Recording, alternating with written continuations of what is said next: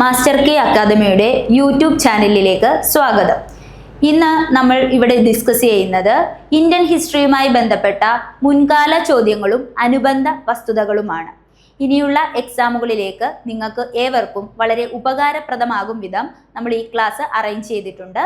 അപ്പോൾ എല്ലാവരും ക്ലാസ്സിലേക്ക് കടക്കുക.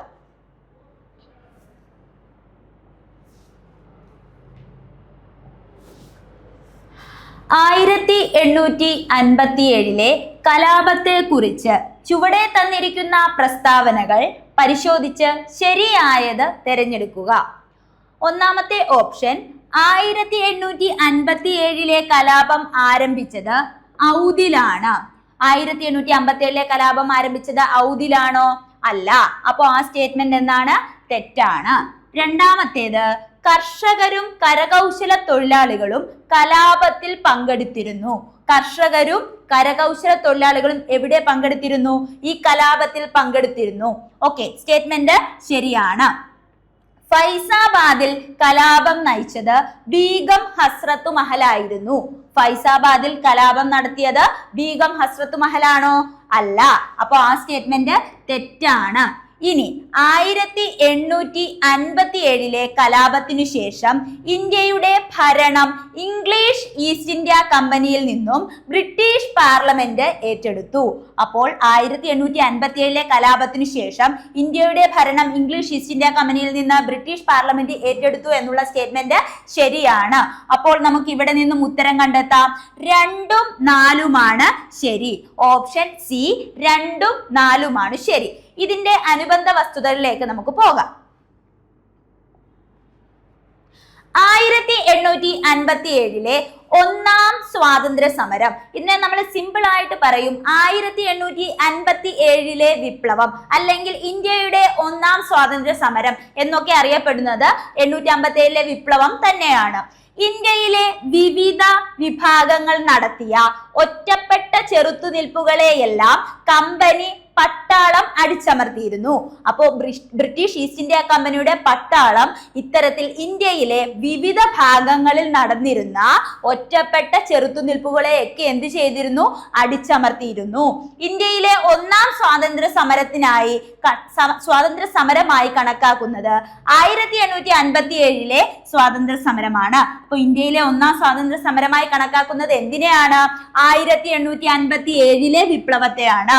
1857 കമ്പനിയോട് കൂറു പുലർത്തിയിരുന്ന വിഭാഗങ്ങൾ പോലും അവർക്കെതിരെ തിരിയുകയാണ് ഉണ്ടായത്.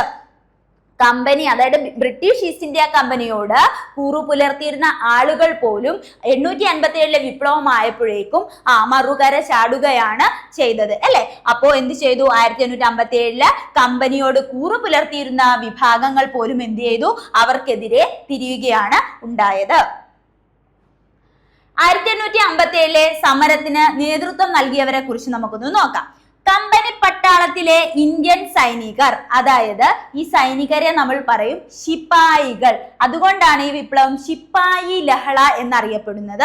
നിങ്ങൾക്കറിയാവുന്ന കാര്യമാണ്. അപ്പോൾ കമ്പനി പട്ടാളത്തിലെ ഇന്ത്യൻ സൈനികർ ഇനി ദത്തവകാശ നിരോധന നിയമത്തിന്റെ ഫലമായി അധികാരം നഷ്ടപ്പെടുമെന്ന് ഉറപ്പായ നാട്ടുരാജാക്കന്മാർ. അപ്പോൾ ഇന്ത്യൻ സൈനികരുണ്ട്, അധികാരം നഷ്ടമായേക്കുമെന്ന് ഉറപ്പായ നാട്ടുരാജാക്കന്മാരുണ്ട്.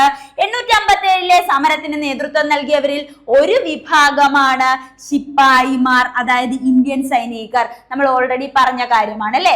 അപ്പോ 1857 വിപ്ലവത്തിൽ ആരൊക്കെ പാർട്ടിസിപ്പേറ്റ് ചെയ്തിട്ടുണ്ട്? നമ്മുടെ ഇന്ത്യൻ സൈനികരായ ശിപ്പായികൾ ഉണ്ടായിരുന്നു. നാട്ടുരാജാക്കന്മാർ, അധികാരം നഷ്ടപ്പെടുമെന്ന് ഉറപ്പായ നാട്ടുരാജാക്കന്മാരും ഉണ്ടായിരുന്നു. ശിപ്പായികൾ കമ്പനിക്കെതിരെ തിരിയാൻ കുറച്ച് കാരണങ്ങളുണ്ട്. എന്തൊക്കെയാണ്? നമ്മൾ SCRT വായിക്കുമ്പോഴും റാങ്ക് ഫയൽസ് ഒക്കെ റെഫർ ചെയ്താലും പിന്നീട് നമ്മുടെ പ്രീവിയസ് ക്വസ്റ്റ്യൻ പേപ്പർ അനലൈസ് ചെയ്താലും അതിൽ കാണാൻ പറ്റുന്ന ഒരുപാട് സ്റ്റേറ്റ്മെന്റുകളിൽ ഒരു സ്റ്റേറ്റ്മെന്റ് ആണ് ഇത്. നിങ്ങൾക്കറിയാവുന്നതാണ്. ശിപ്പായിമാരുടെ ജീവിതം പരമദയനീയമായിരുന്നു. കമ്പനി തുച്ഛമായ വേതനമായിരുന്നു അവർക്ക് നൽകിയിരുന്നത്. അപ്പൊ ഒന്നാമത്തെ റീസൺ ആണ്, ഒന്നാമത്തെ കാരണമാണ് തുച്ഛമായ വേതനം. ആർക്ക്? ശിപ്പായികൾക്ക്. അവർക്ക് വേണ്ട പരിഗണന ലഭിച്ചതുമില്ല. കൂടാതെ തുച്ഛമായ വേതനവുമാണ് ശിപ്പായികൾക്ക് നൽകിയിരുന്നത്. ദീർഘനേരമുള്ള ജോലി, ഇവരുടെ ജോലിയുടെ ദൈർഘ്യം വളരെ കൂടുതലായിരുന്നു. ദീർഘനേരമുള്ള ജോലിയും പിന്നീടോ അവധിയില്ലായ്മയും.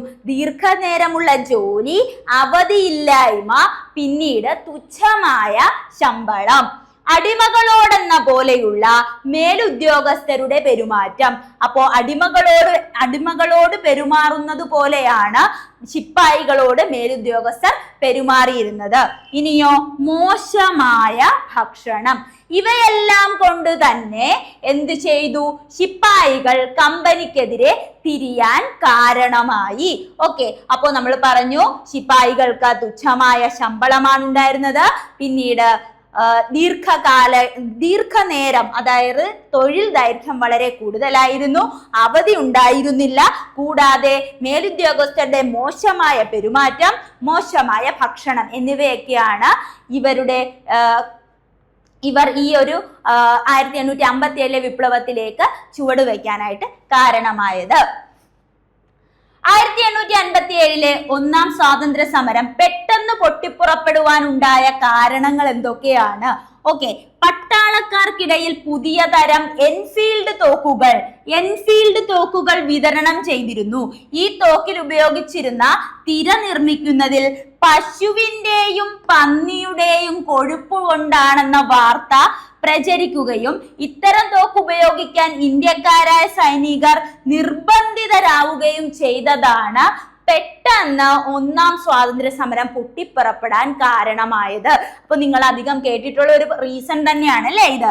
1857 വിപ്ലവം പൊട്ടിപ്പുറപ്പെടുവാനുണ്ടായ കാരണം. തോക്കിൻ തിരകളിൽ മൃഗക്കൊഴുപ്പ് ഉപയോഗിച്ചത്.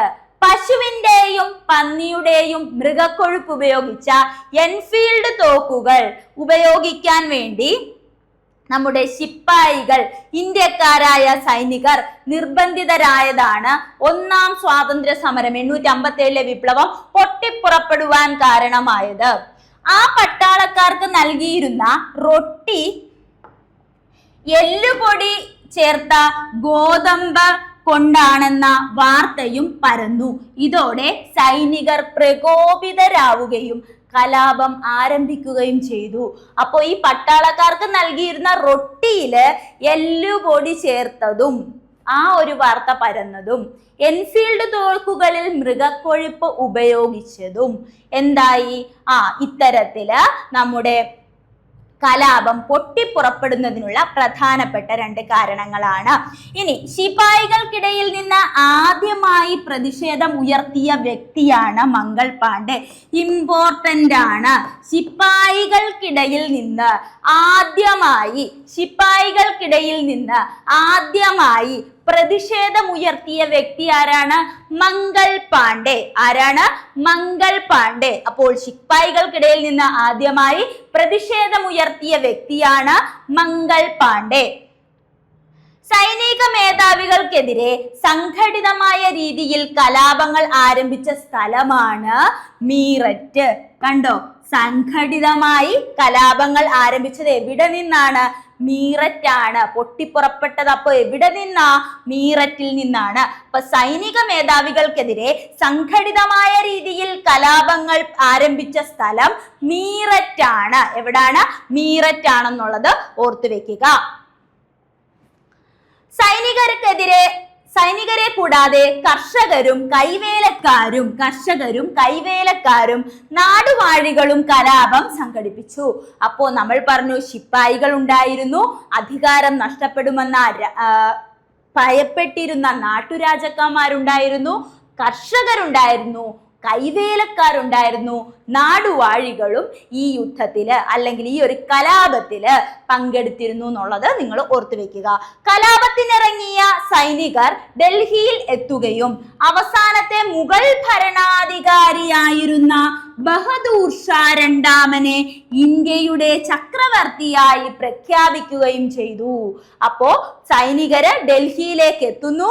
ഡൽഹിയിലെ മുഗൾ ഭരണാധികാരിയായിരുന്ന ബഹദൂർ ഷാ രണ്ടാമനെ അല്ലെങ്കിൽ ബഹദൂർ ഷാ സഫർ എന്നറിയപ്പെടുന്ന ബഹദൂർ ഷാ രണ്ടാമനെ ഇന്ത്യയുടെ ചക്രവർത്തിയായിട്ട് എന്ത് ചെയ്യുന്നുണ്ട്? പ്രഖ്യാപിക്കുന്നുണ്ട്. ശേഷം 1857 വിപ്ലവത്തിലെ നേതാക്കളാണ് പഠിക്കുന്നത്. ഇമ്പോർട്ടന്റ് ആയിട്ടുള്ള ഒരു മേഖലയാണ്, ശ്രദ്ധിച്ചിരിക്കുക. നോക്കിക്കേ, കലാപ കേന്ദ്രവും അവിടെ കേന്ദ്രത്തിൽ കലാപം നയിച്ചിരുന്ന നേതാക്കളെയുമാണ് നമ്മൾ പഠിക്കാൻ പോകുന്നത്. കാൺപൂരിൽ 1857 വിപ്ലവം നയിച്ചത് നാനാ സാഹിബ്. ആരാണ്? നാനാ സാഹിബ്. ഒരുപാട് തവണ ചോദിച്ച ഒരു ചോദ്യമാണിത്. കാൺപൂരിൽ നാനാ സാഹിബ്. കാൺപൂരിൽ നാനാ സാഹിബാണ് 1857 വിപ്ലവം നയിച്ചത്. ഡൽഹിയിലാണെങ്കിലോ ഭക്ത് ഖാൻ ആണ് അല്ലെ. ബഹദൂർ ഷാ രണ്ടാമനും ഭക്ത് ഖാനുമാണ് ഡൽഹിയില്. ബഹദൂർ ഷാ രണ്ടാമനും ഭക്ത് ഖാനും. ഝാൻസിയില് റാണി ലക്ഷ്മിബായി. ഝാൻസിയിൽ ആരാണ്? റാണി ലക്ഷ്മിബായി. റാണി ലക്ഷ്മിബായി. ഫൈസാബാദ് മൗലവി അഹമ്മദുള്ള. ആരാണ്? മൗലവി അഹമ്മദുള്ള. അപ്പൊ ശ്രദ്ധിച്ചേ, കാൺപൂരിൽ നാനാ സാഹിബ്, ഡൽഹിയില് ഭക്ത് ഖാൻ, ഝാൻസിയില് റാണി ലക്ഷ്മിഭായി, പിന്നെയോ ഫൈസാബാദില് മൗലവി അഹമ്മദുള്ള. അടുത്തത് മീററ്റിലാണ്. മീററ്റിൽ കലാപത്തിന് നേതൃത്വം കൊടുത്തത് കദം സിംഗ് ആണ്. ആരാണ്? കദം സിംഗ് ആണ്. മീററ്റിൽ കദം സിംഗ് ആണ് 1857 വിപ്ലവത്തിന് നേതൃത്വം കൊടുത്തത്. എന്നാൽ അലഹബാദിൽ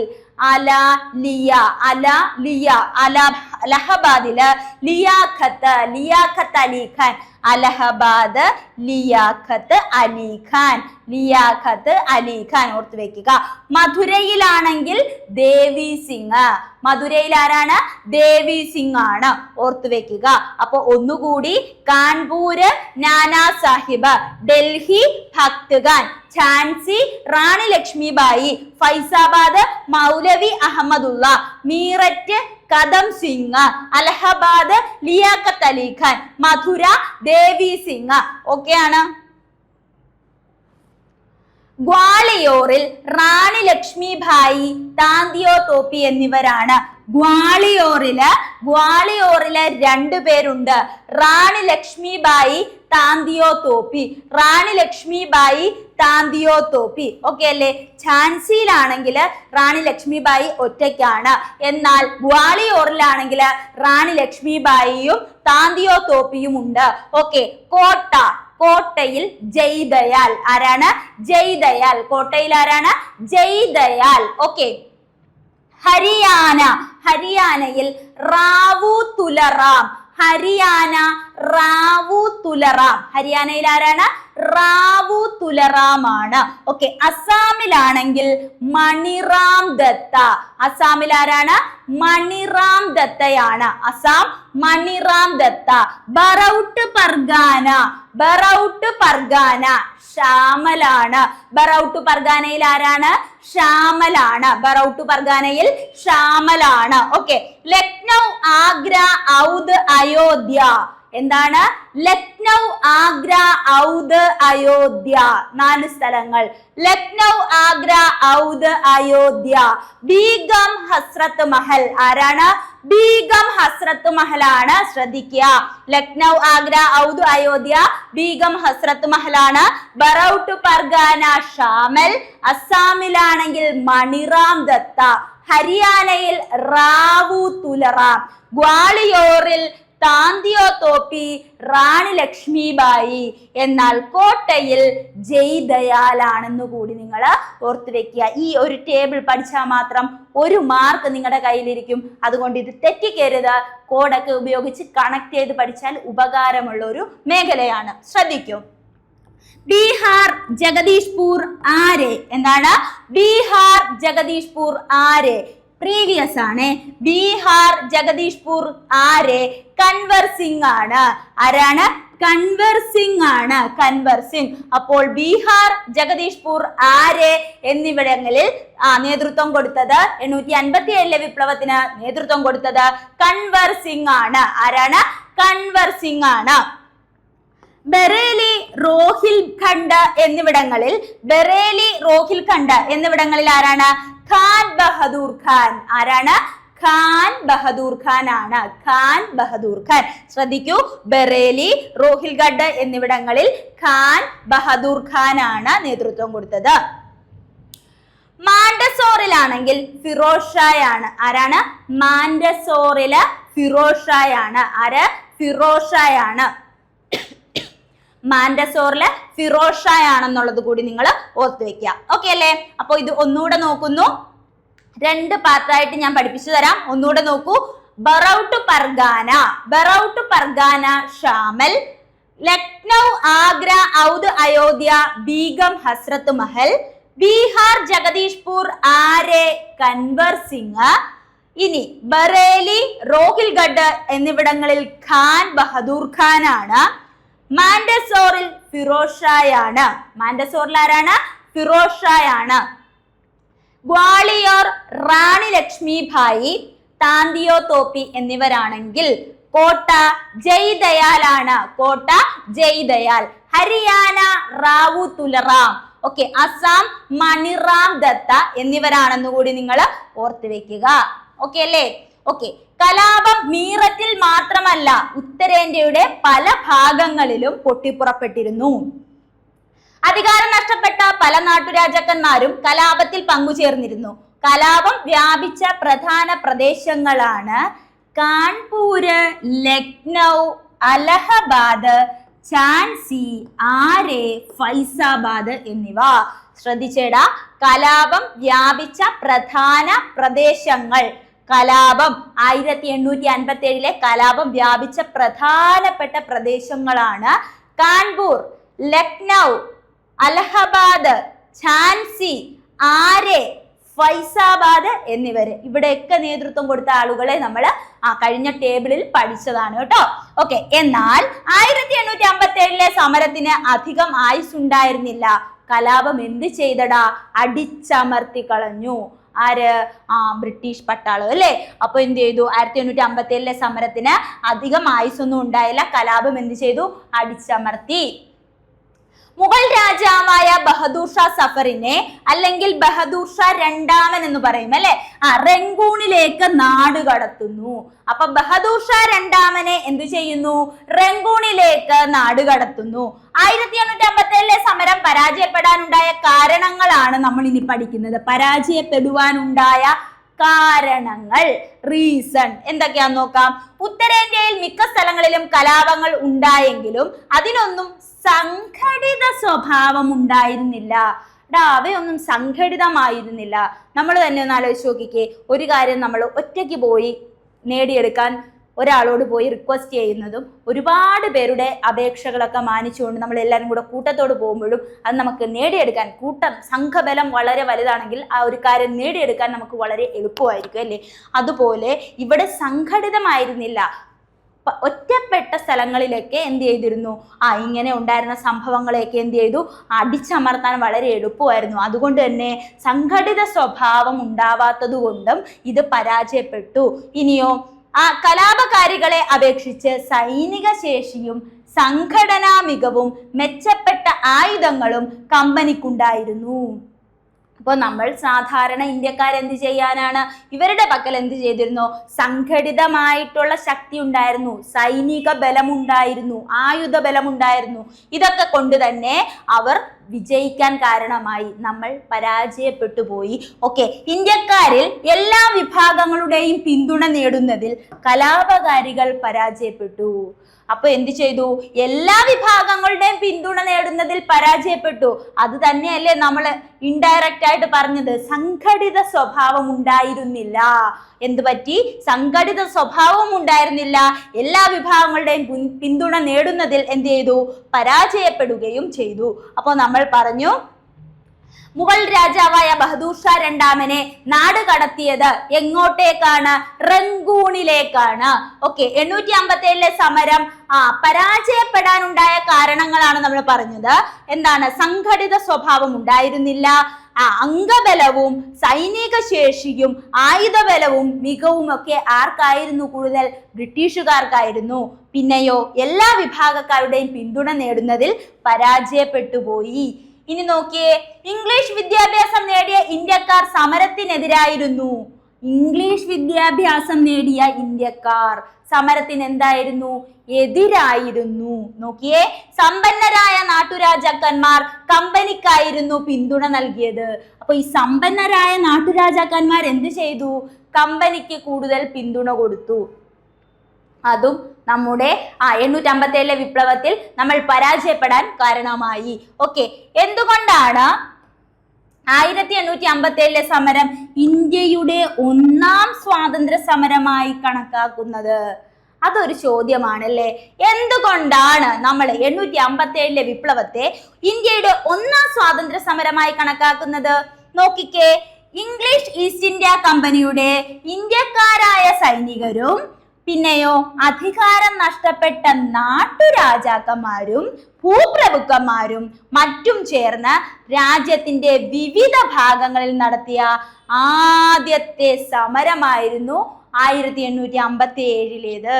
അപ്പൊ നോക്കിയേ, ഇംഗ്ലീഷ് ഈസ്റ്റ് ഇന്ത്യ കമ്പനിയുടെ ഇന്ത്യക്കാരായ സൈനികരും അധികാരം നഷ്ടപ്പെട്ട നാട്ടുരാജാക്കന്മാരും ഭൂപ്രഭുക്കന്മാരും എല്ലാവരും രാജ്യത്തിന്റെ വിവിധ ഭാഗങ്ങളിൽ നടത്തിയ ആദ്യ സമരമായിരുന്നു ഏത്? നമ്മുടെ 857 വിപ്ലവം. അതുകൊണ്ടാണ് 857 വിപ്ലവം ഒന്നാം സ്വാതന്ത്ര്യ സമരമായി നമ്മൾ കണക്കാക്കുന്നത്. ഇതുവരെ ഉള്ളത് ഓക്കെ ആണെന്ന് വിചാരിക്കുകയാണ്. ആ ഒരു മേഖല ഇല്ലാത്ത ചോദ്യ പേപ്പറുകൾ വളരെ വിരളമാണ്. അതുകൊണ്ട് നിങ്ങൾ ആ ഒരു ടോപ്പിക്ക് ഉറപ്പായി പഠിച്ചു വെക്കുക. നിങ്ങൾക്ക് ഉറപ്പായി ഒരു മാർക്ക് ആ മേഖലയിൽ നിന്നും ഉണ്ടാവും. ഓക്കെ, അടുത്ത ചോദ്യത്തിലേക്ക് പോകുന്നു. ഒന്നാം സ്വാതന്ത്ര്യ സമരം കേന്ദ്രങ്ങളെയും നേതൃത്വം നൽകിയവരെയും ചേരുംപടി ചേർക്കുക. ഇനി നിങ്ങൾ പറയും, ഇതിനുത്തരം നിങ്ങൾ പറയും. പറഞ്ഞേ, കാൺപൂരിൽ നേതൃത്വം നൽകിയത്. കാൺപൂരിൽ നേതൃത്വം നൽകിയത് ആരാണ്? കാൺപൂരിൽ നേതൃത്വം നൽകിയത് നാനാ സാഹിബ്. കാൺപൂരിൽ നേതൃത്വം നൽകിയത് നാനാ സാഹിബ്.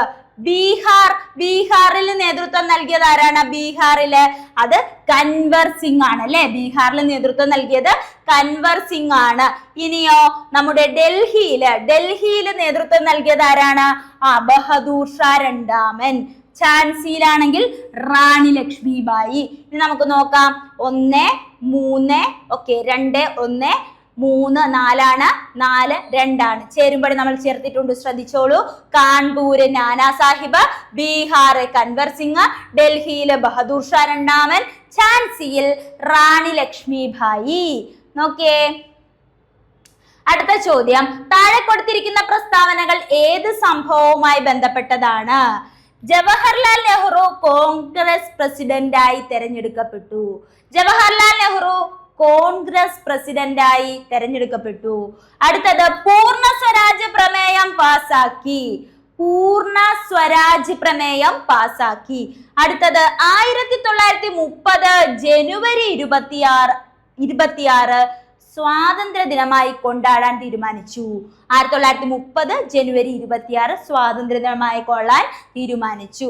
ലാഹോർ സമ്മേളനം. ഏതാണ് സമ്മേളനം? ലാഹോർ സമ്മേളനം. ഈ ചോദ്യം നിങ്ങൾക്ക്, ഈ ഒരു സ്റ്റേറ്റ്മെന്റ് നിങ്ങൾക്ക് പരിചിതമുണ്ട്. 2 ദിവസങ്ങൾക്ക് മുമ്പ് നമ്മുടെ ഒരു എക്സാം നടന്നിരുന്നല്ലേ?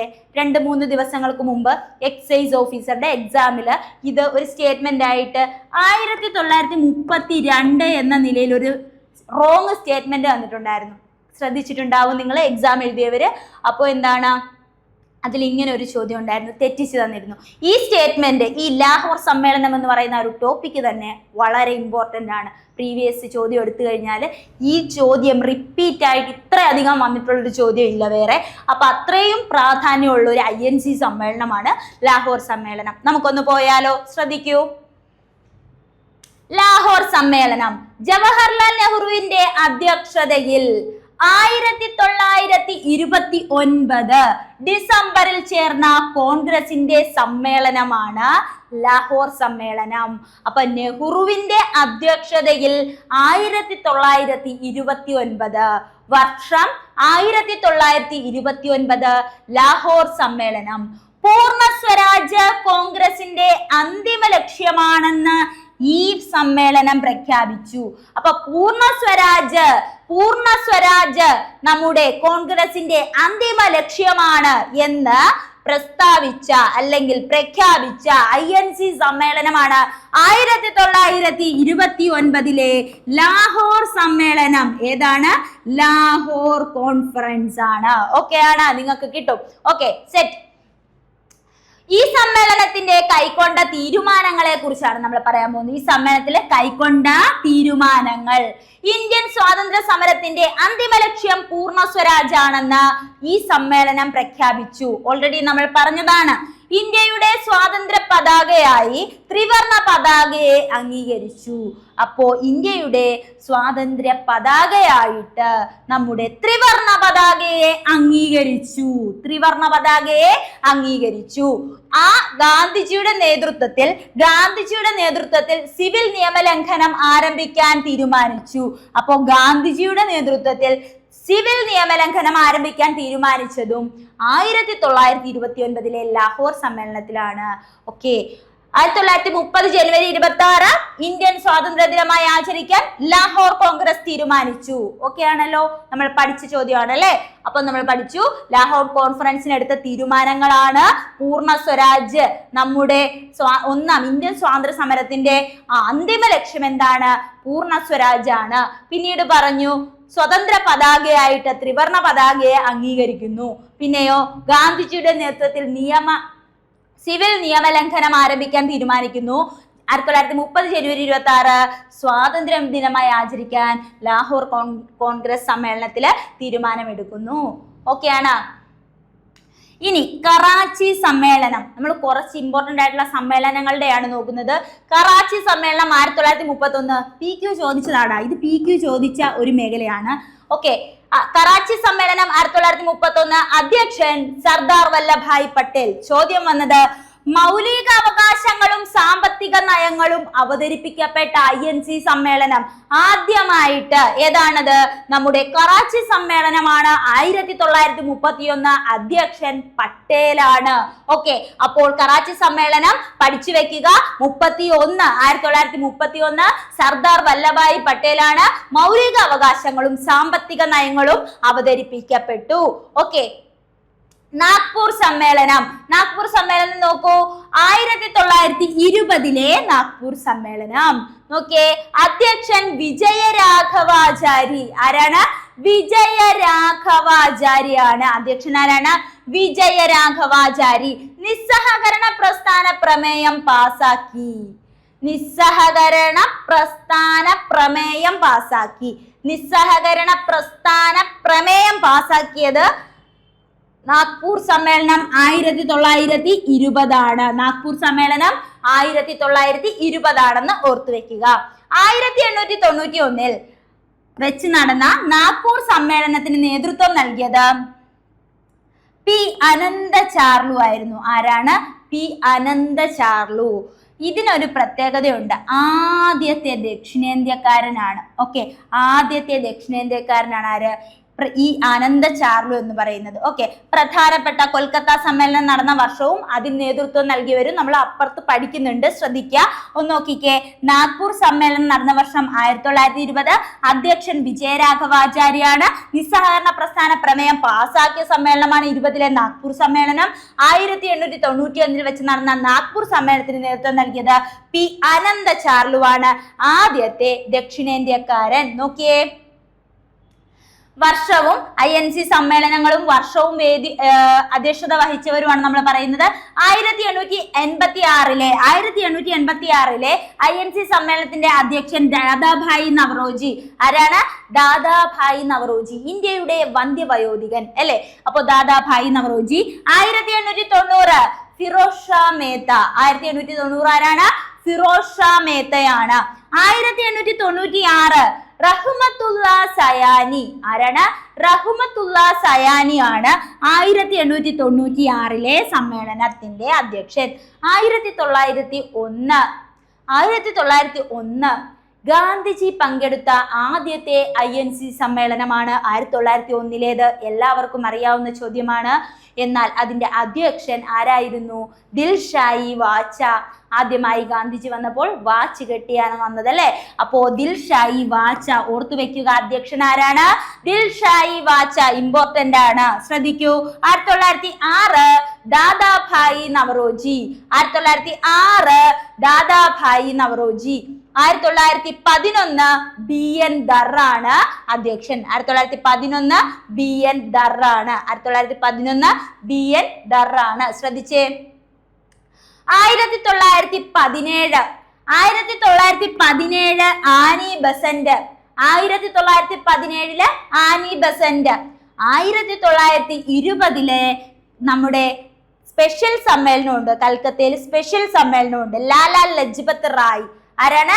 ലാലാ ലജ്പത് റായി ആണ് സ്പെഷ്യൽ സമ്മേളനം. 1923 മൗലാന അബ്ദുൽ കലാം ആസാദ്. അത് സ്പെഷ്യൽ സമ്മേളന അധ്യക്ഷനാണ്. 1923 സ്പെഷ്യൽ സമ്മേളനത്തിന് അധ്യക്ഷനാണ് മൗലാന അബുൽ കലാം ആസാദ്. ഇനിയോ 1928 മോത്തിലാൽ നെഹ്റു. 29 ജവഹർലാൽ നെഹ്റു. 33 നെല്ലിസൺ ഗുപ്ത. 33 ആരാണ്? നെല്ലിസൺ ഗുപ്ത. 28 മോത്തിലാൽ നെഹ്റു. 29 ജവഹർലാൽ നെഹ്റു. ഓക്കെ. 97 സീതാറാം കേസരി. 97 ആരാണ്? സീതാറാം കേസരി. 98 സോണിയ ഗാന്ധി. ആരാണ് 98? സോണിയ ഗാന്ധി എന്നിവരാണ്. അപ്പൊ ഒന്ന് ശ്രദ്ധിച്ചേ, വർഷവും അധ്യക്ഷന്മാരുമാണ് പഠിച്ചത്. ശ്രദ്ധിക്കൂ. 1886 ദാദാഭായി നവറോജി. 1890 ഫിറോസ് ഷാ മേത്ത. 1896 റഹ്മത്തുള്ള സയാനി. 901 ദിൽഷായി വാച്ച. 1906 ദാദാഭായി നവറോജി. 1911 BN ദർ ആണ്. അതിനുശേഷം നമ്മൾ പറഞ്ഞു 1917 ആനി ബസന്റ്. 1920 സ്പെഷ്യൽ സമ്മേളനം ലാലാ ലജ്പത് റായി. 1921 മൗലാന അബുൽ കലാം ആസാദാണ് സ്പെഷ്യൽ സമ്മേളനത്തിന്റെ അധ്യക്ഷൻ എന്ന് പറയുന്നത്. 1928 മോത്തിലാൽ നെഹ്റു. 1933 നെല്ലിസൺ ഗുപ്ത. 1997 സീതാറാം കേസരി. 1998 സോണിയ ഗാന്ധി എന്നിവരാണെന്ന് കൂടി ഓർത്തു വെക്കുക. ഓക്കെ അല്ലേ? അടുത്ത ചോദ്യം, ഒരു നാൾ നമ്മുടെ വായിൽ പതിക്കാൻ പോകുന്ന ഒരു ചെറിപ്പഴം എന്ന് ഡൽഹൌസി വിശേഷിപ്പിച്ചു. ഡൽഹൌസി വിശേഷിപ്പിച്ചത് ഏത് പ്രദേശത്തെയാണ്? ഇത് രണ്ട് രീതിയിൽ ചോദിക്കാം അല്ലേ. ഔദിനെ ഈ രീതിയിൽ വിശേഷിപ്പിച്ചത് ആരെ എന്ന് കഴിഞ്ഞ വർഷത്തെ ഒരു എക്സാമിന് ചോദിച്ചിട്ടുണ്ടായിരുന്നു. അപ്പൊ എന്താണ് അത്? ഡൽഹൌസി ആൻസർ ആയിട്ട് വന്നിരുന്നു ഓപ്ഷനിൽ. ഓക്കെ അല്ലേ? അപ്പൊ ഒരു നാൾ നമ്മുടെ വായിൽ പതിക്കാൻ പോകുന്ന ചെറിപ്പഴം എന്ന് ഔദിനെ വിശേഷിപ്പിച്ചത് ആരാണെന്നൊരു ചോദ്യം വന്നിട്ടുണ്ടായിരുന്നു. ചോദ്യത്തിൽ ഉത്തരമുണ്ട്, ഡൽഹൌസി. ആരാണ്? ഡൽഹൌസി. ഓക്കെയാണ്. എന്തിനെയാണ് വിശേഷിപ്പിച്ചേ? ഔദ് എന്ന് പറയുന്ന പ്രദേശത്തെയാണ് അല്ലെ. ഇതിനെയാണ് ഔദ് എന്ന് പറയുന്ന പ്രദേശത്തെയാണ്. നോക്കൂ, ഔദിലെ കലാപം. ഒരു ദിവസം നമ്മുടെ വായിൽ പതിക്കാൻ പോകുന്ന ഒരു ചെറിപ്പഴം എന്ന് ഡൽഹൌസി ഔദിനെ കുറിച്ച് പറഞ്ഞു. ഡൽഹൌസിയുടെ പിടിച്ചെടുക്കൽ നയത്തിന്റെ ഫലം അനുഭവിച്ച നാട്ടുരാജ്യമാണ് ഔദ്. ബ്രിട്ടീഷ് സൈന്യത്തിലെ നല്ലൊരു ശതമാനം സൈനികരെയും റിക്രൂട്ട് ചെയ്യപ്പെട്ടിരുന്നത് ഔദിൽ നിന്നും ഉത്തർപ്രദേശിൽ നിന്നുമായിരുന്നു. ഔദ് അറിയപ്പെട്ടിരുന്നത് ബംഗാൾ സൈന്യത്തിന്റെ നേഴ്സറി. അപ്പൊ അതൊന്ന് നോട്ട് ചെയ്ത് വെച്ചോളൂ. ബംഗാൾ സൈന്യത്തിന്റെ നഴ്സറി എന്നറിയപ്പെട്ടത് ഏത് പ്രദേശമാണ്? ഔദാണ്. ബംഗാൾ സൈന്യത്തിന്റെ നഴ്സറി എന്നറിയപ്പെട്ടത് ഔദാണെന്ന് ഓർത്തു വെക്കുക.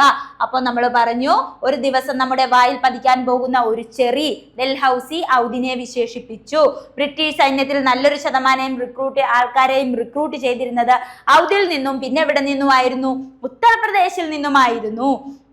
ഔദ് അറിയപ്പെട്ടിരുന്നത് ബംഗാൾ സൈന്യത്തിന്റെ നഴ്സറി എന്നാണ്. ബംഗാൾ സൈന്യത്തിന്റെ നഴ്സറി എന്നാണ് ഔദ് അറിയപ്പെട്ടിരുന്നത്. ഓക്കെയാണ്. ശ്രദ്ധിച്ചോളൂ. ദുർഭരണത്തിന്റെ പേര് പറഞ്ഞ് ബ്രിട്ടീഷുകാർ കൽക്കത്തയിലേക്ക് നാടുകടത്തിയ ഔദിലെ നവാബാണ് വാജിദ് അലി ഷാ. ആരാണ്? വാജിദ് അലി ഷാ. ആരാണ്? വാജിദ് അലി ഷായാണ്. അപ്പോ ദുർഭരണത്തിന്റെ പേര് പറഞ്ഞ് ബ്രിട്ടീഷുകാർ കൽക്കത്തയിലേക്ക് നാടുകടത്തി. എങ്ങോട്ടേക്കാണ്? കൽക്കത്തയിലേക്കാണ് നാടുകടത്തിയത് വാജിദ് അലി ഷായെ.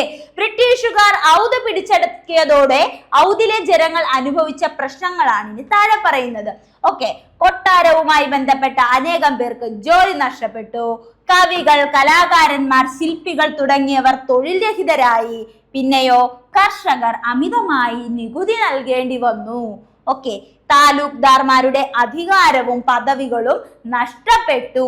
ഇനിയോ തദ്ദേശീയമായ ഭരണവും പട്ടാളവും പിരിച്ചുവിട്ടതിനാൽ അനേകം തൊഴിൽ സാധ്യതകൾ നഷ്ടപ്പെട്ടു.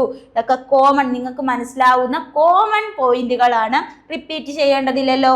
എന്നാലും ഈ ഒരു പോയിന്റ് ഓർത്ത് വെക്കൂ. ദുർഭരണത്തിന്റെ പേരിൽ ബ്രിട്ടീഷുകാർ കൊൽക്കത്തയിലേക്ക് നാടുകടത്തിയ ഔദിലെ ഭരണാധികാരിയാണ് വാജിദ് അലി ഷാ എന്നുള്ള ഒരു പോയിന്റ് നിങ്ങൾ ഓർത്ത് വെക്കുക. ഔദിലെ താലൂക്ക്ദാർമാരെ നീക്കം ചെയ്യാനായി ബ്രിട്ടീഷുകാർ 1856 നടപ്പിലാക്കിയ വ്യവസ്ഥയാണേത്? സമ്മറി വ്യവസ്ഥ അല്ലെങ്കിൽ സമ്മറി സെറ്റിൽമെന്റ്. ശ്രദ്ധിച്ചേ, ഔദിലെ താലൂക്ക്ദാർമാരെ ഉണ്ടല്ലോ നീക്കം ചെയ്തു, അവരുടെ ജോലി നഷ്ടപ്പെട്ടു എന്നൊക്കെ നമ്മൾ പഠിച്ചല്ലേ. അപ്പോ അത് ബ്രിട്ടീഷുകാർ ഒരു നിയമവ്യവസ്ഥയിലൂടെയാണ് അത് നടപ്പിലാക്കിയത്. 1856 നടപ്പിലാക്കിയ വ്യവസ്ഥയുടെ പേരാണ് സമ്മറി സെറ്റിൽമെന്റ് അല്ലെങ്കിൽ സമ്മറി വ്യവസ്ഥ എന്നൊക്കെ പറയും. ഓക്കെ അല്ലേ? ഇനി നമുക്ക് ഡൽഹൌസിയെ കുറിച്ച് കുറച്ച് പോയിന്റ്സ് നോക്കാം. ശ്രദ്ധിച്ചു. ആധുനിക ഇന്ത്യയുടെ പിതാവ് എന്നറിയപ്പെടുന്ന ഗവർണർ ജനറൽ, ആധുനിക ഇന്ത്യയുടെ പിതാവ് എന്നറിയപ്പെടുന്ന ഗവർണർ ജനറൽ ആണ് ആര്? നമ്മുടെ ഡൽഹൌസി എന്ന് പറയുന്നത്. ഓക്കെയാണ്. വിധവ പുനർവിവാഹ നിയമം പാസാക്കിയത് ഡൽഹൌസി. 1856 PQ ചോദ്യമാണ്, ഓർത്തുവെക്കുക. വിധവ പുനർവിവാഹ നിയമം 1856 1855-56 സാന്താൾ കലാപം നടക്കുമ്പോൾ ഇന്ത്യയുടെ ഗവർണർ ജനറൽ.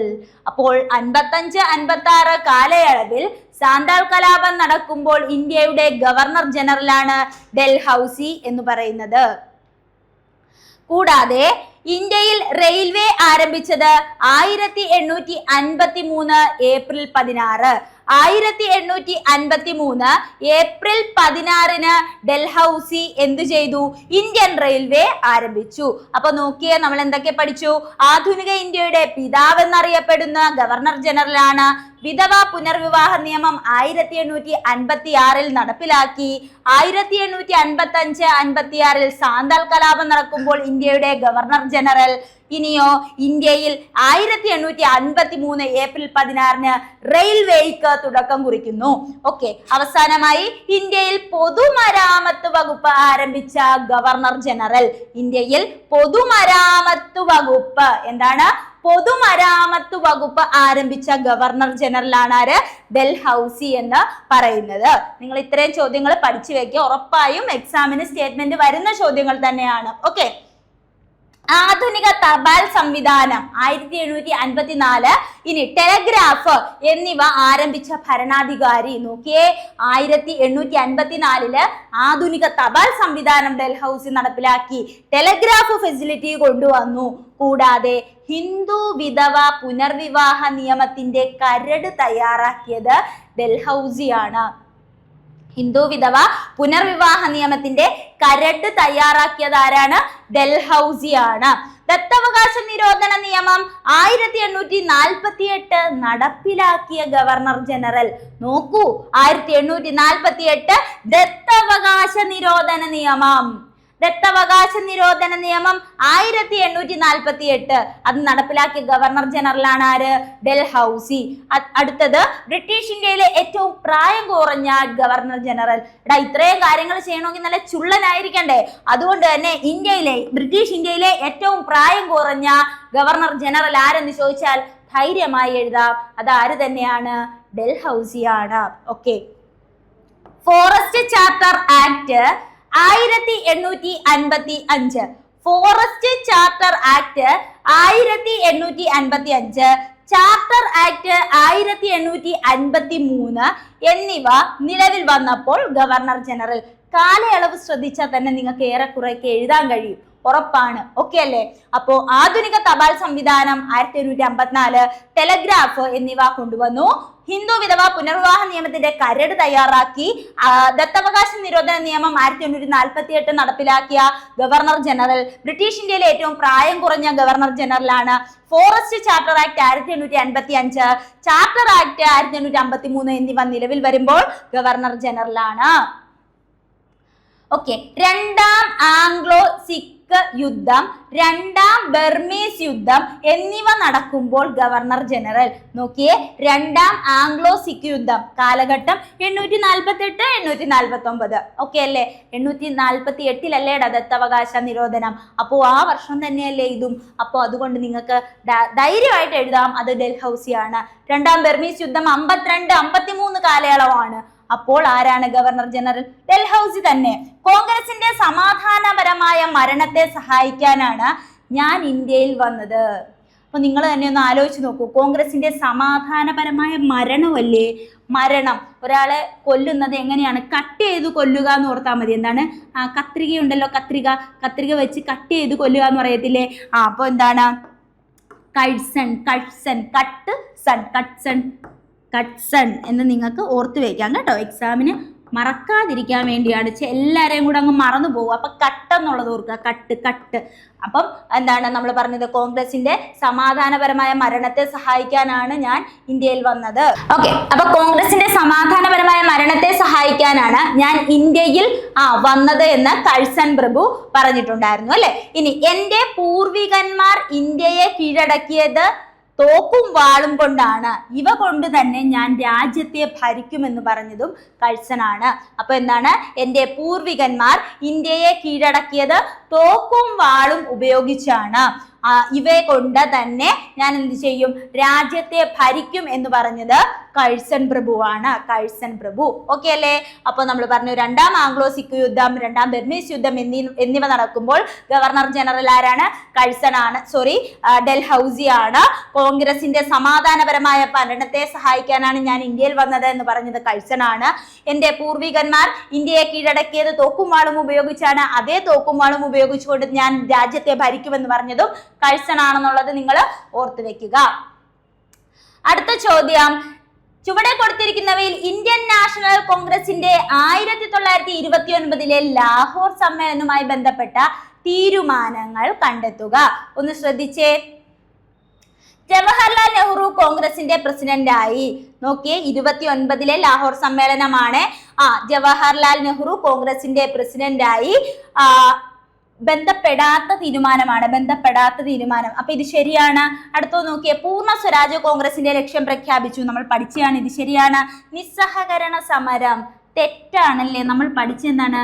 സിവിൽ നിയമ ലംഘനം അല്ലേ പഠിച്ചത്? സിവിൽ. അപ്പൊ ഇതാണ് തെറ്റ്. ഇനിയോ 1930 ജനുവരി 26 സ്വാതന്ത്ര്യദിനമായി ആഘോഷിക്കണമെന്നൊരു പ്രഖ്യാപനം നടത്തി അല്ലേ? അപ്പൊ ഇതും ശരിയാണ്. തെറ്റായത് ഏതോ എന്നാണ് ചോദിച്ചത് അല്ലേ? അപ്പൊ നോക്കിക്കേ, 3 മാത്രമാണ് തെറ്റ്. ഓക്കെ അല്ലേ? അടുത്ത ചോദ്യം, 1921 താഴെ പറയുന്നവയിൽ ഏത് സംഭവത്തിന്റെ ശതാബ്ദി വർഷമാണ് നമ്മൾ ആചരിച്ചതെന്ന് ചോദിച്ചു കഴിഞ്ഞാല് വാഗൺ ട്രാജഡിയുടേതാണ്. ഏതിന്റെയാണ്? Wagon tragedy. അപ്പൊ വാഗൺ ട്രാജഡിയുടെ ശതാബ്ദി വർഷമാണ് നമ്മൾ ആചരിച്ചത്. ഒന്ന് ശ്രദ്ധിച്ചേ. വാഗൺ ട്രാജഡി മലബാർ കലാപവുമായി ബന്ധപ്പെട്ടുണ്ടായ കുപ്രസിദ്ധ സംഭവമാണ് വാഗൺ ട്രാജഡി. മലബാർ കലാപവുമായി ബന്ധപ്പെട്ടുണ്ടായ കുപ്രസിദ്ധ സംഭവമാണേത്? Wagon tragedy. വാഗൺ ട്രാജഡി നടന്നത് 1921 നവംബർ 10. ഏത് വർഷമാണ്?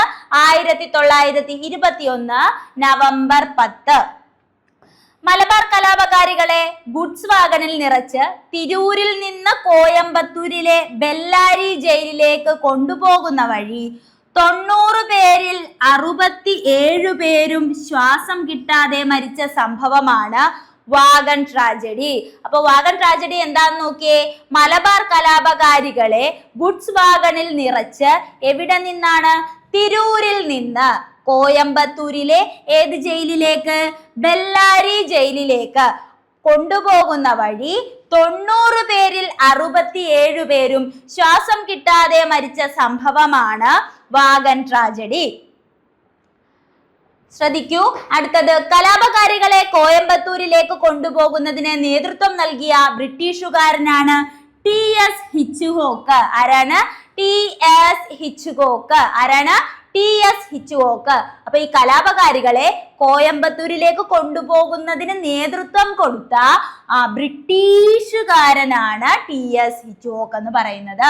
അടുത്തത് നോക്കിയേ, വാഗൺ ട്രാജഡി റിപ്പോർട്ട് ചെയ്ത കോയമ്പത്തൂരിനടുത്തുള്ള സ്റ്റേഷൻ ചോദിച്ചാൽ അത് പോത്തന്നൂരാണ്. സ്റ്റേഷൻ ഏതാണ്?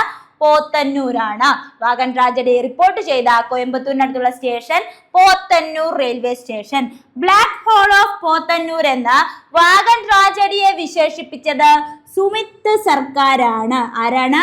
സുമിത്ത് സർക്കാർ. അപ്പോ ബ്ലാക്ക് ഹോൾ ഓഫ് പോത്തന്നൂർ എന്ന വാഗൺ ട്രാജഡിയെ വിശേഷിപ്പിച്ചത് സുമിത്ത് സർക്കാരാണെന്നുള്ളത് ഓർത്തു വെക്കുക. വാഗൺ ട്രാജഡി സ്മാരകം എവിടെയാണ് സ്ഥിതി ചെയ്യുന്നത്? അത് തിരൂരിലാണ്. വാഗൺ ട്രാജഡി സ്മാരകം സ്ഥിതി ചെയ്യുന്നത് എവിടെയാണ്?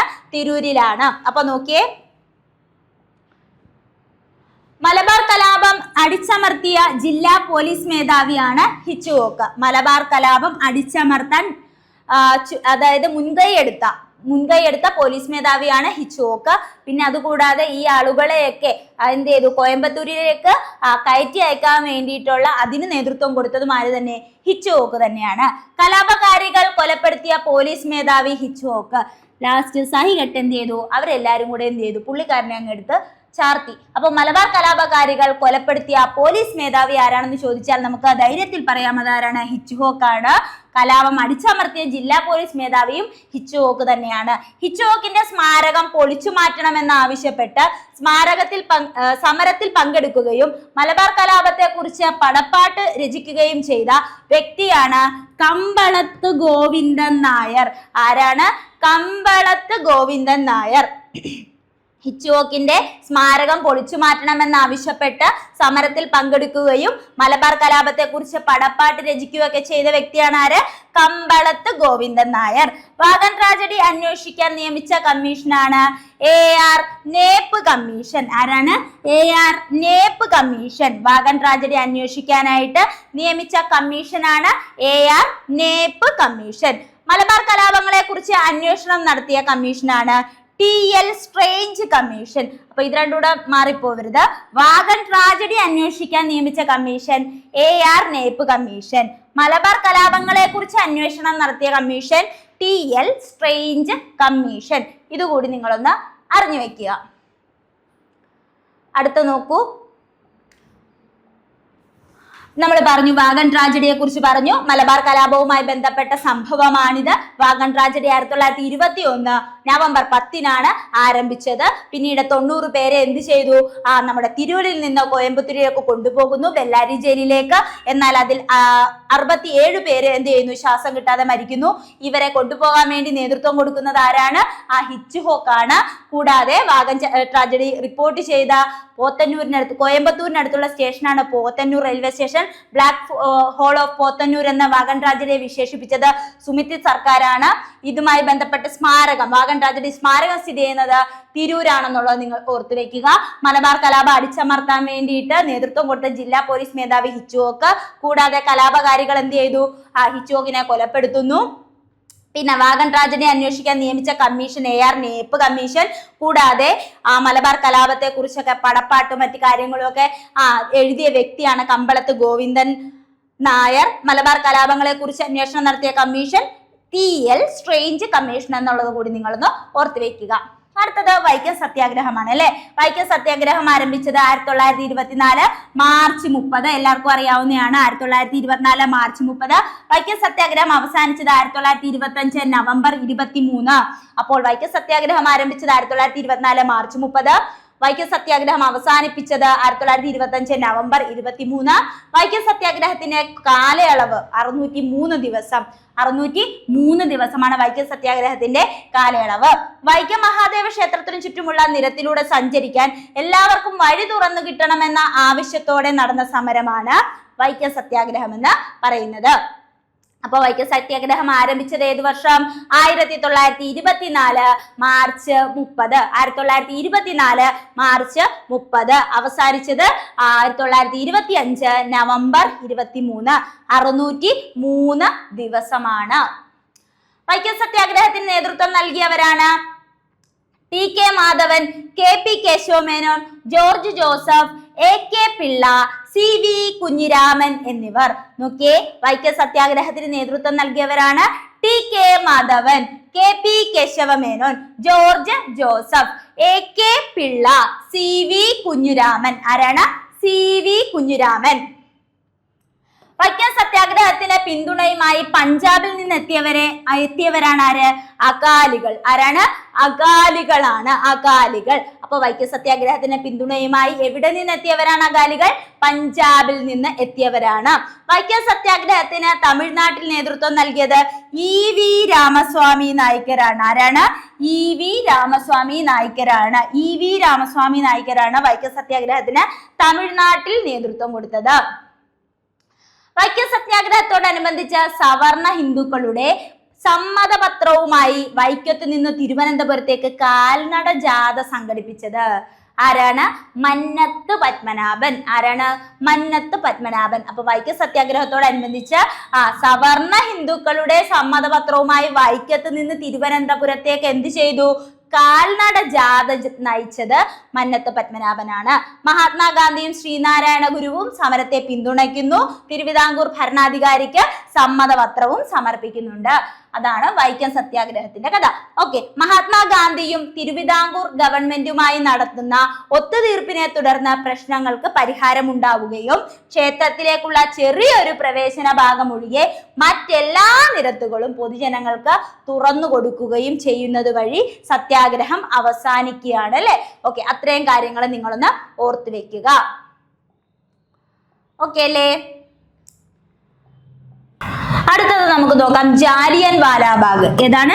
ജാലിയൻ വാലാബാഗ്. ഒന്ന് നോക്കിയേ, ജാലിയൻ വാലാബാഗ് ദുരന്തം നടന്ന വർഷം 1919 ഏപ്രിൽ 13.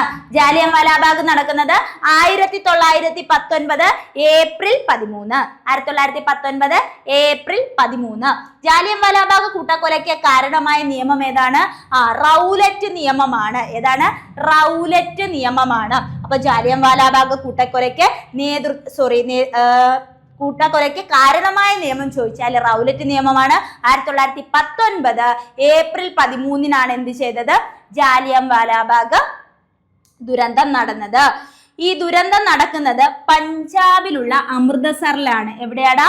പഞ്ചാബിലുള്ള അമൃതസറിൽ വെച്ചിട്ടാണ് ജാലിയൻ വാലാബാഗ് ദുരന്തം നടക്കുന്നത്.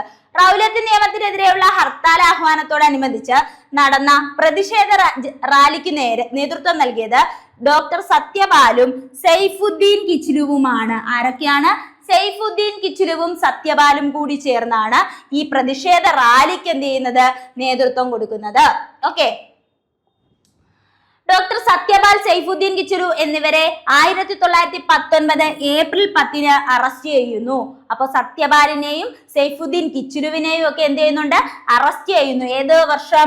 1919 ഏപ്രിൽ 10. 1919 ഏപ്രിൽ 10. ഈ സത്യപാലിനെയും സൈഫുദ്ദീൻ കിച്ലുവിനെയും അറസ്റ്റ് ചെയ്തതിൽ എന്ത് ചെയ്തു? അക്രമാസക്തമായ ജനക്കൂട്ടം അമൃതസറിലെ എന്ത് ചെയ്തു? ബ്രിട്ടീഷ് സ്ഥാപനങ്ങളൊക്കെ അങ്ങ് നശിപ്പിച്ചു കളഞ്ഞു. ജനറൽ ഡയർ നഗരത്തിന്റെ നിയന്ത്രണം ഏറ്റെടുക്കുകയും ക്രിമിനൽ ശിക്ഷാ നിയമപ്രകാരം 144 അനുസരിച്ച് പ്രകടനങ്ങളും പൊതുയോഗങ്ങളും ഒക്കെ നിരോധിക്കുകയും ചെയ്തത് 1919 ഏപ്രിൽ 11. ഏപ്രിൽ 10 എന്ത് ചെയ്തടാ? ഇവരെ അറസ്റ്റ് ചെയ്യുന്നു. ജനങ്ങള് രോക്ഷാകുലരാകുന്നു. അതിനെ തുടർന്ന് എന്ത് ചെയ്യുന്നു? ഇവര് 144 പ്രഖ്യാപിക്കുന്നു. അങ്ങനെ 1919 ഏപ്രിൽ 11 ഇത്തരത്തിൽ ഇവരൊരു നിരോധനാജ്ഞ എന്ത് ചെയ്യുന്നത്? പുറപ്പെടുവിക്കുന്നത്. അതുകൂടി ഒന്ന് ഓർത്ത് വയ്ക്കുക. ജനക്കൂട്ടം ഡെപ്യൂട്ടി കമ്മീഷണർ മിൽസ് ഇർവിന്റെ ബംഗ്ലാവിലേക്ക് മാർച്ച് നടത്തുകയാണ്. 1919 ഏപ്രിൽ 13 അമൃതസറിലെ ജാലിയൻ വാലാബാഗിൽ ഒരു പൊതുയോഗം സംഘടിപ്പിക്കുന്നു. അങ്ങനെ സ്ത്രീകളും കുട്ടികളും ഉൾപ്പെടെ 20,000-ഓളം നിരായുധരായ ജനങ്ങൾ സമാധാനപരമായി സമ്മേളനത്തിൽ പങ്കെടുക്കുകയും 1919 ഏപ്രിൽ 13 ജാലിയൻ വാലാബാഗ് വെടിവെപ്പിന് ആരുത്തരവിടുന്നു? ജനറൽ ഡയർ ഉത്തരവിടുന്നു. ഓക്കെ ആണോ? അപ്പോ 1919 19 ഏപ്രിൽ 10 സൈഫുദ്ദീൻ കിച്ചുലുവിനെ സത്യപാലിനെ എന്ത് ചെയ്യുന്നുണ്ട്? അറസ്റ്റ് ചെയ്യുന്നു. തൊട്ടടുത്ത ദിവസം 144 പ്രഖ്യാപിക്കുന്നു. 2 ദിവസം കഴിയുമ്പോൾ എന്ത് ചെയ്യുന്നുണ്ട്? 1919 ഏപ്രിൽ 13 അമൃതസറിലെ ജാലിയൻവാലാബാഗിൽ ജനങ്ങൾ ഒത്തുചേരുന്നുണ്ട് അല്ലെ. എന്നാൽ ഏപ്രിൽ 13 ഇവരെന്ത് ചെയ്യുന്നുണ്ട്? ജനറൽ ഡയർ പറയുന്നു വെടിവെക്കൂ. അങ്ങനെ എന്ത് ചെയ്യുന്നുണ്ട്? അവരെ വെടിവെക്കുന്നു. ഔദ്യോഗിക കണക്ക് പ്രകാരം 379 പേർ കൊല്ലപ്പെടുകയും 1500 പരം പേർക്ക് പരിക്ക് പറ്റുകയും ചെയ്തു. എന്നാൽ അനൗദ്യോഗിക കണക്കനുസരിച്ച് 1000-ലധികം പേര് കൊല്ലപ്പെട്ടിട്ടുണ്ടെന്നാണ് പറയുന്നത്. ജാലിയൻവാലാബാഗ് കൂട്ടക്കൊലയെ കുറിച്ച് അന്വേഷിക്കാനായിട്ട് ബ്രിട്ടീഷ് സർക്കാർ നിയോഗിച്ചത് ഹണ്ടർ കമ്മീഷനാണ്. ഓക്കെ, എടാ നമ്മളിപ്പോൾ കുറേ കമ്മീഷനൊക്കെ പഠിച്ചില്ലേ? അപ്പൊ അതിനൊക്കെ ഒരു കണക്ഷൻ, ഒരു കോഡിട്ട് എന്തായാലും പഠിച്ചാൽ നിങ്ങൾക്ക് അത് മാറില്ല. ഈ ജാലിയൻവാലാബാഗ് കൂട്ടക്കൊലയിൽ ജനങ്ങളെ വെടിവെച്ച് ഹണ്ട് ചെയ്യുകയായിരുന്നു, വേട്ടയാടുകയായിരുന്നു എന്ന് ഓർത്തു കഴിഞ്ഞാൽ നിങ്ങൾക്ക് ഇത് മാറിപ്പോവില്ല.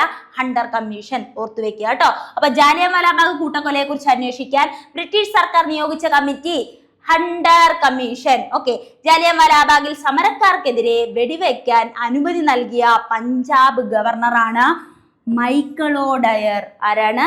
മൈക്കിളോ ഡയർ പഞ്ചാബ് ഗവർണറാണ് കേട്ടോ.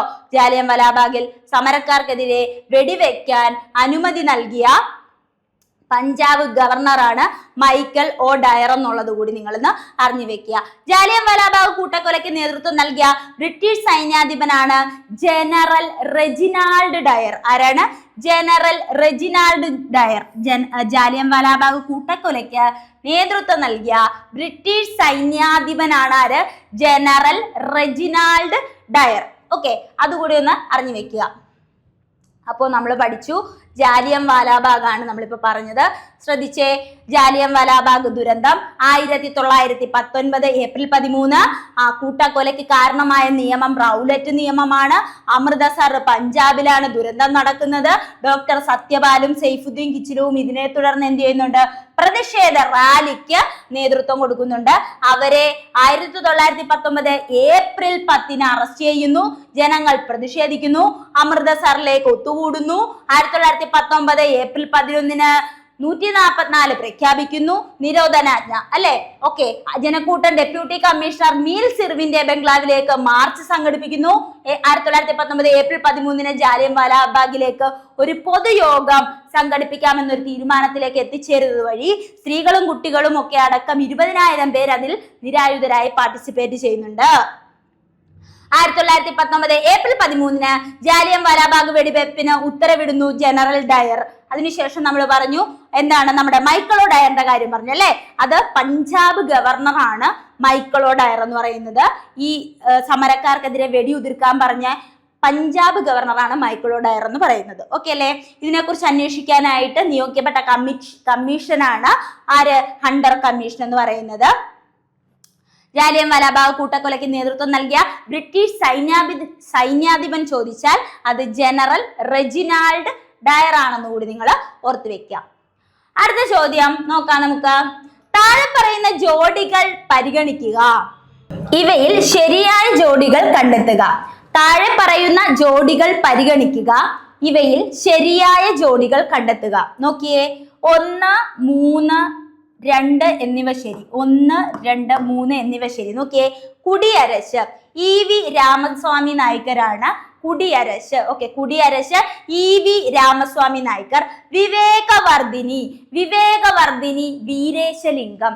വിവേകവർദ്ധിനി, ഇപ്പം വീരന്മാരൊക്കെ നല്ല വിവേകമുള്ളവരായിരിക്കും കേട്ടോ. അപ്പൊ വിവേകവർദ്ധിനി വീരേശലിംഗം. ഓക്കെ, ഗുലാംഗിരി ആണെങ്കിലോ ഗുലാംഗിരി ജ്യോതിറാവു ഫുലെയുടെയാണ് ഗുലാംഗിരി. ഓക്കെ, ഓർത്ത് വെക്കുക, ജ്യോതിറാവു ഫുലെയാണ് ഗുലാംഗിരി. നമുക്കൊന്ന് നോക്കാം. കുടിയരശ് EV രാമസ്വാമി നായ്ക്കർ, വിവേകവർദ്ധിനി വീരേശലിംഗം പന്തലു, ഗുലാംഗിരി ആണെങ്കിൽ ജ്യോതിറാവു ഫുലെയാണ്. ഓക്കെ, സമ്പാദ് കൗമുദി ആണെങ്കിൽ രാജാറാം മോഹൻ റോയ് ആണ്. സമ്പാദ് കൗമുദി എന്താണ്? സമ്പാദ് കൗമുദി രാജാറാം മോഹൻ റോയ് ആണ്. ഓക്കെ, അടുത്ത നോക്കൂ, ജ്യോതിറാവു ഫുലെ. ഒന്ന് ശ്രദ്ധിച്ചേ, BR അംബേദ്കറുടെ രാഷ്ട്രീയ ഗുരുവാണ് ജ്യോതിറാവു ഫുലെ. ആരാണ്? ജ്യോതിറാവു ഫുലെ. സത്യശോധക് സമാജ് 1873 സ്ഥാപിച്ച വ്യക്തി അപ്പൊ ജ്യോതിറാവു ഫുലെയുടെയാണ് സത്യശോധക് സമാജം. 1873 വർഷം ഏതാണ്? 1873. ജ്യോതിറാവു ഫുലെയെ വളരെ അധികം സ്വാധീനിച്ച പുസ്തകമാണ് ദി റൈറ്റ്സ് ഓഫ് മാൻ. ഏതാണ്? ദി റൈറ്റ്സ് ഓഫ് മാൻ എന്നുള്ളത്. ദി റൈറ്റ്സ് ഓഫ് മാൻ എന്നുള്ളത് ജ്യോതിറാവു ഫുലെയെ വളരെയധികം സ്വാധീനിച്ചൊരു പുസ്തകമാണ്. ജ്യോതിറാവു ഫുലെക്ക് മഹാത്മാ എന്ന ബഹുമതി ലഭിച്ചിട്ടുണ്ട്. അങ്ങനെ ഒരു ചോദ്യം വന്നാൽ നമുക്ക് സംശയമൊന്നും വേണ്ട, അങ്ങനെ ലഭിച്ചിട്ടുണ്ട്. ഏത് വർഷം? 1888. അപ്പൊ ജ്യോതിറാവു ഫുലെക്ക് മഹാത്മാ എന്ന ബഹുമതി ലഭിച്ചത് 1888. ജ്യോതിറാവു ഫുലെയുടെ പ്രധാന പുസ്തകങ്ങളാണ് ഗുലാംഗിരി, ഇഷാര എന്നിവ. എന്താണ്? ഗുലാംഗിരി, ഇഷാര. ഗുലാംഗിരി, ഇഷാര എന്നിവ ആരുടെ പുസ്തകങ്ങളാണ്? ജ്യോതിറാവു ഫുലെയുടെ പുസ്തകങ്ങളാണ്. ഗുലാംഗിരി എന്ന വാക്കിന്റെ അർത്ഥം അടിമത്തം. എന്താണ്? അടിമത്തം എന്നാണ് കേട്ടോ. അടിമത്തം എന്നാണ് ഗുലാംഗിരി എന്ന വാക്കിന്റെ അർത്ഥം. ഓക്കെ അല്ലേ? ഇന്ത്യയിൽ ആദ്യമായി ശിവജയന്തി അല്ലെങ്കിൽ ഛത്രപതി ശിവജിയുടെ ജന്മദിനത്തെയാണ് ഈ ശിവജയന്തി എന്ന് പറയുന്നത്. അത് സംഘടിപ്പിച്ച വ്യക്തിയാണ് ആര്? ഈ ജ്യോതിറാവു ഫുലെ എന്ന് പറയുന്നത്. ഓക്കെ, അപ്പൊ ഇന്ത്യയിൽ ആദ്യമായിട്ട് ശിവജയന്തി സംഘടിപ്പിച്ച വ്യക്തിയാണ്. ഇന്ത്യയിലെ സാമൂഹ്യ വിപ്ലവത്തിന്റെ പിതാവ് എന്നറിയപ്പെടുന്നത് ജ്യോതിറാവു ഫുലെയാണ്. ഇത്തരത്തിൽ ഇദ്ദേഹത്തെ വിശേഷിപ്പിച്ചത് ധനഞ്ജയ് കീറാണ്. ആരാണ്? ധനഞ്ജയ് കീറാണ്. അപ്പോ നോക്കിയേ, ഇന്ത്യയിലെ സാമൂഹിക വിപ്ലവത്തിന്റെ പിതാവ്, ഇന്ത്യയിലെ സാമൂഹിക വിപ്ലവത്തിന്റെ പിതാവ് എന്നറിയപ്പെടുന്നത് ജ്യോതിറാവു ഫുലെ. ഇത്തരത്തിൽ വിശേഷിപ്പിച്ചത് ധനഞ്ജയ് കീറാണ്. ആരാണ്? ധനഞ്ജയ് കീറാണ്. ജ്യോതിറാവു ഫുലെക്ക് മഹാത്മാ എന്ന വിശേഷണം നൽകിയത് വിതൽ റാവു കൃഷ്ണജി വഡേക്കർ ആണ് കേട്ടോ. ജ്യോതിറാവു ഫുലെക്ക് മഹാത്മാ എന്ന വിശേഷണം നൽകിയത് വിതൽ റാവു കൃഷ്ണജി വഡേക്കർ ആണ്. എന്നാൽ ഇങ്ങനെ വിശേഷിപ്പിച്ച വ്യക്തി ചോദിച്ചു കഴിഞ്ഞാൽ ആരാണ്? ധനഞ്ജയ് കീറാണ്. വിശേഷിപ്പിച്ചത് ധനഞ്ജയ് കീറും, അങ്ങനെ വിശേഷണം നൽകിയത് വിതൽ റാവു കൃഷ്ണജി വഡേക്കർ ആണെന്ന് കൂടി നിങ്ങളൊന്ന് ഓർത്ത് വെക്കുക. ഓക്കെ അല്ലേ? അപ്പൊ നമ്മളിപ്പോ പഠിച്ചത് ജ്യോതിറാവു ഫുലെയെ കുറിച്ചാണ്. BR അംബേദ്കറുടെ രാഷ്ട്രീയ ഗുരുവാണ് ആര്? ജ്യോതിറാവു ഫുലെ. 1873 സത്യശോധക് സമാജം സ്ഥാപിച്ചു. ഇദ്ദേഹത്തിനെ സ്വാധീനിച്ച പ്രധാന പുസ്തകമാണ് ദി റൈറ്റ്സ് ഓഫ് മാൻ എന്ന് പറയുന്നത്. കൂടാതെ മഹാത്മാ എന്ന ബഹുമതി ലഭിച്ചിട്ടുണ്ട് 1888. ഗുലാംഗിരി, ഇഷാര എന്നിവ പ്രധാന പുസ്തകങ്ങളാണ്. ഗുലാംഗിരിയുടെ അർത്ഥം എന്താണ്? അടിമത്തം എന്നാണ്. ഇന്ത്യയിൽ ആദ്യമായിട്ട് ശിവജയന്തി സംഘടിപ്പിച്ച വ്യക്തിയാണ് സാമൂഹ്യ വിപ്ലവത്തിന്റെ ഇന്ത്യയിലെ സാമൂഹിക വിപ്ലവത്തിന്റെ പിതാവ് എന്നറിയപ്പെടുന്നത് ജ്യോതിറാവു ഫുലെയാണ്. അങ്ങനെ വിശേഷിപ്പിച്ചത് ധനഞ്ജയ് കീറാണ്. എന്നാൽ ഇത്തരത്തിൽ വിശേഷണം നൽകിയത് ആരാന്ന് ചോദിച്ചാൽ വിതൽ റാവു കൃഷ്ണജി വഡേക്കർ ആണെന്നുള്ളത് ഓർത്തു വെക്കുക. അടുത്തത് നോക്കിയേ, മോസ്റ്റ് ഇമ്പോർട്ടൻറ്റ് ചോദ്യം ഏതാണ്?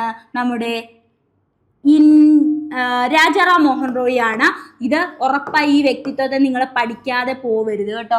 2024 രാജാറാം മോഹൻ റോയ് ഇല്ലാത്ത ഒരു ചോദ്യപേപ്പർ പോലും ഉണ്ടായിട്ടില്ല എന്നുള്ളത് മറ്റൊരു വാസ്തവമാണ്. അപ്പൊ നിങ്ങൾ അത്രയും തന്നെ വൃത്തിയായിട്ട് തന്നെ ഈ ഒരു വ്യക്തിത്വത്തെ പഠിച്ചു വെക്കുക. ബ്രഹ്മസമാജത്തിന്റെ സ്ഥാപകനാണ് ആര്? നമ്മുടെ രാജാറാം മോഹൻ റോയ്. വർഷം 1828 ഓഗസ്റ്റ് 20. 1828 ഓഗസ്റ്റ് 20 ബ്രഹ്മസമാജമായി സ്ഥാപിക്കുന്നത് രാജാറാം മോഹൻ റോയ്. ഇന്ത്യൻ നവോത്ഥാനത്തിന്റെ പിതാവ് എന്ന് രാജാറാം മോഹൻ റോയെ വിശേഷിപ്പിച്ചത് രവീന്ദ്രനാഥ ടാഗോർ ആണ്. നോക്കിയേ, ഇന്ത്യൻ നവോത്ഥാനത്തിന്റെ പിതാവ് രാജാറാം മോഹൻ റോയ് ആണ്. നമുക്ക് നല്ല വൃത്തിയായിട്ട് അറിയാം, നമ്മൾ കേൾക്കുന്ന കാര്യമാണ്. ഇത്തരം വിശേഷിപ്പിച്ചത് ആരാണ്? രവീന്ദ്രനാഥ ടാഗോർ ആണ് ഇന്ത്യൻ നവോത്ഥാനത്തിന്റെ പിതാവ്. ഇന്ത്യൻ മത പുനരുദ്ധാരണത്തിന്റെ അപ്പോസ്തലൻ എന്ന് വിശേഷിപ്പിച്ചത് സുഭാഷ് ചന്ദ്രബോസ് ആണ്. അപ്പൊ എന്താ പറഞ്ഞേ? ഇന്ത്യൻ മത പുനരുദ്ധാരണത്തിന്റെ അപ്പോസ്തലൻ എന്ന് അറിയപ്പെടുന്നത് രാജാറാം മോഹൻ റോയ് ആണ്. എന്നാൽ അങ്ങനെ വിശേഷിപ്പിച്ചത് സുഭാഷ് ചന്ദ്രബോസ് ആണ്. ആത്മീയ സഭ സ്ഥാപിക്കുന്നു 1815. 1815 ആത്മീയ സഭ. 1828 ഓഗസ്റ്റ് 20 ബ്രഹ്മസമാജം. രാജാറാം മോഹൻ റോയ് ബംഗാളി ഭാഷയിൽ ആരംഭിച്ച പത്രമാണ് സമ്പാദ് കൗമുദി. സമ്പാദ് കൗമുദി രാജാറാം മോഹൻ റോയ് ആണ്. വർഷം 1821. ഏത് വർഷമാണ്? 1821. രാജാറാം മോഹൻ റോയെ കുറിച്ചിട്ട് ഇത്രയും കാര്യങ്ങൾ കൂടി നിങ്ങൾ അറിഞ്ഞു വെക്കുക. രാജാറാം മോഹൻ റോയുടെ പ്രധാനപ്പെട്ട നമുക്ക് പുസ്തകങ്ങൾ നോക്കാം. തുഹ്ഫത്തുൽ മുവാഹിദീൻ, ഒന്നാമത്തേതാണ് തുഹ്ഫത്തുൽ മുവാഹിദീൻ. നോക്കിയേ, ഏകദൈവ വിശ്വാസികൾക്ക് ഒരു ഉപഹാരം. തുഹ്ഫത്തുൽ മുവാഹിദീൻ അല്ലെങ്കിൽ ഏകദൈവ വിശ്വാസികൾക്ക് ഒരു ഉപഹാരം. വർഷം നോക്കൂ, 1805. ഏതാണ് വർഷം? 1805. രാജാറാം മോഹൻ റോയുടെ പ്രധാനപ്പെട്ട പുസ്തകങ്ങളിൽ ഒന്നാണ് തുഹ്ഫത്തുൽ മുവാഹിദീൻ. രണ്ടാമത്തേത് ജീസസിന്റെ കൽപ്പനകൾ. ഏതാണ്? ജീസസിന്റെ കൽപ്പനകൾ. ജീസസിന്റെ കൽപ്പനകൾ. മൂന്നാമത്തേതാണ് വേദാന്ത ഗ്രന്ഥം. ഏതാണ്? വേദാന്ത ഗ്രന്ഥം. വേദാന്ത ഗ്രന്ഥം 1815 അദ്ദേഹം എഴുതുന്നത്. ഓക്കെ അല്ലേ? ഇനി ഈ ഭഗവത്ഗീത ഉണ്ടല്ലോ, ഭഗവത്ഗീത, അത് ഇദ്ദേഹം ബംഗാളി ഭാഷയിലേക്ക് തർജ്ജിമ ചെയ്തിട്ടുണ്ട്, വിവർത്തനം ചെയ്തിട്ടുണ്ട് കേട്ടോ. അപ്പൊ ഭഗവത്ഗീത ബംഗാളി ഭാഷയിലേക്ക് തർജ്ജിമ ചെയ്ത നവോത്ഥാന നായകൻ കൂടിയാണ് ആര്? നമ്മുടെ രാജാറാം മോഹൻ റോയി. ജാതി സമ്പ്രദായമാണ് ഇന്ത്യക്കാർക്കിടയിലെ അനൈക്യത്തിന്റെ ഉറവിടം എന്ന് പറഞ്ഞ വ്യക്തിയാണ് ആര്? രാജാറാം മോഹൻ റോയി. അപ്പൊ നോക്കിയേ, ഭഗവത്ഗീത ബംഗാളിലേക്ക്, ബംഗാളി ഭാഷയിലേക്ക് തർജ്ജിമ ചെയ്ത നവോത്ഥാന നായകനാണ്. ജാതി സമ്പ്രദായമാണ് ഇന്ത്യക്കാർക്കിടയിലെ അനൈക്യത്തിന്റെ ഉറവിടം എന്ന് പറഞ്ഞു. പുള്ളിയുടെ പ്രധാനപ്പെട്ട പുസ്തകങ്ങൾ നമ്മൾ പറഞ്ഞു അല്ലെ, തുഹ്ഫത്തുൽ മുവാഹിദീൻ, പിന്നെന്താണ്? ജീസസിന്റെ കൽപ്പനകൾ, വേദാന്ത ഗ്രന്ഥം. ഇന്ത്യൻ നവോത്ഥാനത്തിന്റെ പിതാവ്, ഇന്ത്യൻ ദേശീയ പത്രപ്രവർത്തനത്തിന്റെ സ്ഥാപകൻ, ഇന്ത്യൻ ആധുനിക വിദ്യാഭ്യാസത്തിന്റെ ആദ്യ പ്രവാചകൻ, ആധുനിക ഭാരതത്തിന്റെ ആദ്യ നവോത്ഥാന നായകൻ, ഇംഗ്ലണ്ട് സന്ദർശിച്ച ആദ്യ ഇന്ത്യക്കാരൻ, ഈസ്റ്റ് ഇന്ത്യ കമ്പനിയുടെ കീഴിൽ ഗുമസ്തനായി സേവനമനുഷ്ഠിച്ച നവോത്ഥാന നായകൻ. ഇത്തരത്തിലുള്ള എല്ലാ വിശേഷണങ്ങളും ആർക്കുണ്ട്? നമ്മുടെ രാജാറാം മോഹൻ റോയ്ക്കുണ്ട്. രാജാറാം മോഹൻ റോയുടെ വിശേഷണങ്ങളാണ് കേട്ടോ ഇതൊക്കെ. ഓക്കെ അല്ലേ? അപ്പൊ എന്താണ്? ഇന്ത്യൻ നവോത്ഥാനത്തിന്റെ പിതാവ് ഇത്തരത്തിൽ വിശേഷിപ്പിച്ചത് ആരാണ്? ടാഗോർ ആണ് അല്ലെ? നമ്മൾ നേരത്തെ പഠിച്ചു, ടാഗോർ ആണ്. ഇന്ത്യൻ ദേശീയ പത്രപ്രവർത്തനത്തിന്റെ സ്ഥാപകൻ, എന്നാൽ ഇന്ത്യൻ ആധുനിക വിദ്യാഭ്യാസത്തിന്റെ ആദ്യ പ്രവാചകൻ, ആധുനിക ഭാരതത്തിന്റെ ആദ്യ നവോത്ഥാന നായകൻ, ഇംഗ്ലണ്ട് സന്ദർശിച്ച ആദ്യ ഇന്ത്യക്കാരൻ, ഈസ്റ്റ് ഇന്ത്യ കമ്പനിയുടെ കീഴിൽ ഗുമസ്തനായി സേവനമനുഷ്ഠിച്ച നവോത്ഥാന നായകനാണ് രാജാറാം മോഹൻ റോയി. ഇനി നമുക്ക് നോക്കാം വീരേശലിംഗം പന്തലു. ആരാണ്? വീരേശലിംഗം പന്തലു. ഇദ്ദേഹത്തെ കുറിച്ച് പ്രധാനമായിട്ട് ചോദിക്കുന്നത് അദ്ദേഹത്തിന്റെ ഒരു സ്ഥാപിച്ചൊരു സംഘടനയാണ്. നിങ്ങൾക്ക് എല്ലാവർക്കും അറിയാം, ഹിതകാരിണി സഭ. ഹിതകാരിണി സഭ സ്ഥാപിച്ചത് ആരാണ്? അത് വീരേശലിംഗം പന്തലു ആണ്. വർഷം ഓർത്തു വയ്ക്കുക, 1906. വീരേശലിംഗം പന്തലു ആണ് എന്ത് സ്ഥാപിച്ചത്? ഹിതകാരിണി സഭ 1906. വീരേശലിംഗം പന്തലു സ്ഥാപിച്ച മാസികയാണ് വിവേകവർദ്ധിനി. വിവേകവർദ്ധിനി എന്താണ്? വീരേശലിംഗം സ്ഥാപിച്ച മാസികയാണ് വിവേകവർദ്ധിനി. ആന്ധ്രാപ്രദേശിൽ നവോത്ഥാനത്തിന് തുടക്കം കുറിച്ച വ്യക്തി. ആന്ധ്രാപ്രദേശിൽ നവോത്ഥാനത്തിന് തുടക്കം കുറിച്ചത് ആരാണ്? വീരേശലിംഗം പന്തലു ആണ് കേട്ടോ. ആന്ധ്രാപ്രദേശിൽ നവോത്ഥാനത്തിന് തുടക്കം കുറിച്ച വ്യക്തിയാണ് വീരേശലിംഗം പന്തലു. ആന്ധ്രാപ്രദേശിൽ നവോത്ഥാനത്തിന് തുടക്കം കുറിച്ചത് വീരേശലിംഗം പന്തലു. വിവേകവർദ്ധിനി എന്ന മാസിക ആരംഭിച്ചതും ഇദ്ദേഹമാണ്. വിവേകവർദ്ധിനി ആരംഭിച്ച വർഷം 1874. വിവേകവർദ്ധിനി ആരംഭിച്ച വർഷം 1874. ഹിതകാരിണി സംഘം എന്ന സംഘടന സ്ഥാപിച്ചത് ഇദ്ദേഹമാണ്. പന്തലു മദ്രാസ് ഹിന്ദു അസോസിയേഷൻ സ്ഥാപിക്കുന്നു. വീരേശലിംഗം പന്തലു മദ്രാസ് ഹിന്ദു അസോസിയേഷൻ സ്ഥാപിച്ചത് 1892. ഏതാണ്? 1892 ഇദ്ദേഹം എന്ത് ചെയ്തത്? ഹിന്ദു അസോസിയേഷൻ സ്ഥാപിക്കുന്നത്, മദ്രാസ് ഹിന്ദു അസോസിയേഷൻ. അപ്പൊ ഹിതകാരിണി സഭ ഹിതകാരിണി സമാജം 1906 സ്ഥാപിക്കുന്നു. വീരേശലിംഗം പന്തലു സ്ഥാപിച്ച മാസിക വിവേകവർദ്ധിനിയാണ് 1874. ഓക്കെ, അതിനുശേഷം നമ്മൾ പറഞ്ഞ ആന്ധ്രാപ്രദേശിൽ നവോത്ഥാനത്തിന് തുടക്കം കുറിക്കുന്നുണ്ട്. കൂടാതെ പന്തലു മദ്രാസ് ഹിന്ദു അസോസിയേഷൻ സ്ഥാപിച്ചത് 1892 ഇനി EV രാമസ്വാമി നായ്ക്കർ ശ്രദ്ധിക്കൂ, സെൽഫ് റെസ്പെക്ട് മൂവ്മെന്റ് അല്ലെങ്കിൽ സ്വയം മര്യാദ ഇയക്കം എന്ന് പറയുന്ന ഒരു എന്താ പറയാ സ്ഥാപിച്ച വ്യക്തിയാണ്, ഒരു സംഘടന സ്ഥാപിച്ച വ്യക്തിയാണ് ആരെന്ന് പറഞ്ഞാല് നമ്മുടെ EV രാമസ്വാമി നായ്ക്കർ. വർഷം 1925. ഓർത്തു വെക്കുക, സെൽഫ് റെസ്പെക്ട് മൂവ്മെന്റ് എന്നാണ്. സെൽഫ് റെസ്പെക്ട് മൂവ്മെന്റ് എന്ന് പറയുന്ന ഒരു സംഘടന സ്ഥാപിച്ച വ്യക്തിയാണ് ആര്? 1925 ആര് സ്ഥാപിച്ചു? EV Ramaswamy Naicker. Self respect movement സ്ഥാപിച്ചത് EV രാമസ്വാമി നായ്ക്കർ ആണ്. ഇതിന്റെ ലക്ഷ്യം പിന്നോക്ക വിഭാഗങ്ങൾക്ക് തുല്യ അവകാശമുള്ള ഒരു സമൂഹത്തെ വാർത്തെടുക്കുക.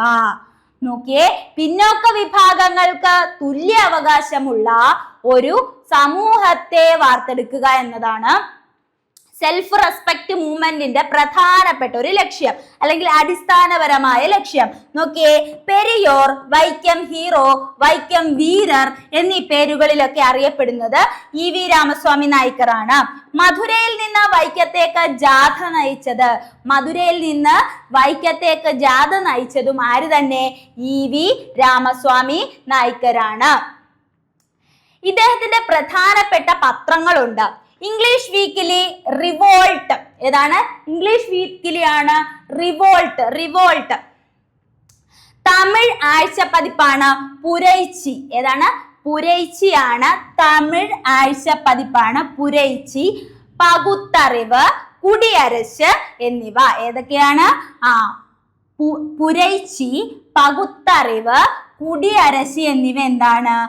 ഇദ്ദേഹത്തിന്റെ തമിഴ് ആഴ്ചപ്പതിപ്പുകളാണ് കേട്ടോ, ആഴ്ചപ്പതിപ്പുകൾ. ഇംഗ്ലീഷ് വീക്കിലി ആണ് റിവോൾട്ട്. ഇംഗ്ലീഷ് വീക്കിലി ഏതാണ്? റിവോൾട്ട് ആണ്. EV രാമസ്വാമി നായ്ക്കരുടെ പ്രതിമ സ്ഥാപിച്ചിരിക്കുന്നത് എവിടെയാണ്?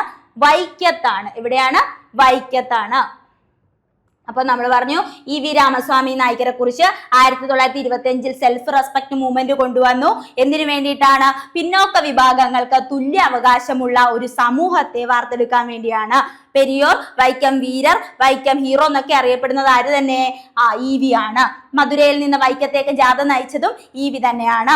കൂടാതെ ഇദ്ദേഹത്തിന്റെ ഒരു ഇംഗ്ലീഷ് വീക്കിലി പറഞ്ഞു റിവോൾട്ട് ആണ്. പിന്നെ അദ്ദേഹത്തിന്റെ തമിഴ് ആഴ്ചപ്പതിപ്പുകളാണ് പുരൈച്ചി, പകുത്തറിവ്, കുടിയരശ് എന്നിവ. EV രാമസ്വാമി നായ്ക്കരുടെ പ്രതിമ സ്ഥാപിച്ചിരിക്കുന്നത് വൈക്കത്താണെന്ന് കൂടി അറിഞ്ഞു വെക്കുക. അടുത്ത നോക്കിയേ, ചമ്പാരൻ സത്യാഗ്രഹം ബീഹാറാണ്. ഖേദ എവിടെയാണ്? ഖേദ മഹാരാഷ്ട്രയാണോ? അല്ല, അത് ഗുജറാത്തിലാണ്. അഹമ്മദാബാദ് ഗുജറാത്തിലാണ്. അപ്പൊ 1, 3 എന്നിവയാണ് ശരി അല്ലെ? 1, 3 എന്നിവയാണ് ശരി. ഒന്ന് നോക്കിയേ, ഖേദ ഏത് സംസ്ഥാനത്താണ് സ്ഥിതി ചെയ്യുന്നത്? ഗുജറാത്തിൽ. ചമ്പാരൻ സത്യാഗ്രഹത്തെ കുറിച്ച് നോക്കൂ. 1917 മഹാത്മാഗാന്ധിയുടെ ഇന്ത്യയിലെ ആദ്യത്തെ സത്യാഗ്രഹം ഏതാണ്? ചമ്പാരൻ സത്യാഗ്രഹം. മഹാത്മാഗാന്ധിയുടെ ഇന്ത്യയിലെ ആദ്യത്തെ സത്യാഗ്രഹം ചമ്പാരൻ സത്യാഗ്രഹം 1917. ഓക്കെ, ചമ്പാരനിലെ നീലം കർഷകരുടെ കഷ്ടപ്പാടുകളെ ഗാന്ധിജിയുടെ ശ്രദ്ധയിൽപ്പെടുത്തിയ വ്യക്തിയാണ് ആര്? രാജ്കുമാർ ശുക്ല. ആരാണ്? രാജ്കുമാർ ശുക്ലയാണ്. അപ്പോ ചമ്പാരൻ സത്യാഗ്രഹം ഗാന്ധിജിയുടെ ഇന്ത്യയിലെ ആദ്യത്തെ സത്യാഗ്രഹമാണ്. 1917 ഇദ്ദേഹത്തെ, അതായത് ഗാന്ധിജിയുടെ ശ്രദ്ധയിൽപ്പെടുത്തി ഈ നീലം കർഷകരുടെ കഷ്ടപ്പാട് ആര്? രാജ്കുമാർ ശുക്ല. ഓക്കെ, ഗാന്ധിജിയെ ചമ്പാരനിലേക്ക് ക്ഷണിച്ച കർഷക നേതാവാണ് രാജ്കുമാർ ശുക്ല. 1916 INCയുടെ ലക്നൗ സമ്മേളനത്തിൽ ഗാന്ധിജിയുടെ നിർദ്ദേശപ്രകാരം നീലം കർഷകരോട് സഹതാപം പ്രകടിപ്പിച്ചുകൊണ്ട് ഒരു പ്രമേയം അവതരിപ്പിച്ചു. ആര്? ബ്രിഡ്ജു ബാബു കിഷോർ പ്രസാദ്. ആരാണ്? ബ്രിഡ്ജു ബാബു കിഷോർ പ്രസാദ്. പ്രമേയം അവതരിപ്പിച്ചത് ബ്രിഡ്ജു ബാബു കിഷോർ പ്രസാദ്. എന്നാൽ ഗാന്ധിജിയുടെ ശ്രദ്ധയിൽ ഇവരുടെ കഷ്ടപ്പാട് അറിയിച്ചത് രാജ്കുമാർ ശുക്ലയാണ്. ഓക്കെ, ചമ്പാരൻ സ്ഥിതി ചെയ്യുന്നത് എവിടെയാണ്? ബീഹാറിലാണ്. എവിടെയാണ്? ബീഹാറിലാണ്. നീലം തോട്ടങ്ങളിൽ ജോലി ചെയ്തിരുന്ന കർഷകരെ പാശ്ചാത്യർ ചൂഷണം ചെയ്യുന്നതിനെ എതിരെ നടന്ന പ്രക്ഷോഭമാണ് എന്ത്? ചമ്പാരൻ സത്യാഗ്രഹം. അപ്പൊ നീലം കർഷകരെ എന്ത് ചെയ്തു? പാശ്ചാത്യര് ചൂഷണം ചെയ്യുന്നതിനെതിരെയാണ് ഏത് സമരം നടന്നത്? ഏത് പ്രക്ഷോഭം നടന്നത്? ചമ്പാരൻ സത്യാഗ്രഹം നടന്നത്. പരീക്ഷയ്ക്ക് ചോദിച്ച ചോദ്യം, തിങ്കതീയ സമ്പ്രദായം ഏത് പ്രക്ഷോഭവുമായി ബന്ധപ്പെട്ടിരിക്കുന്നു? അത് ചമ്പാരൻ സത്യാഗ്രഹവുമായി ബന്ധപ്പെട്ടതാണ്. തിങ്കതീയ സമ്പ്രദായം. തിങ്കതീയ സമ്പ്രദായം എന്തുമായി ബന്ധപ്പെട്ടിരിക്കുന്നു?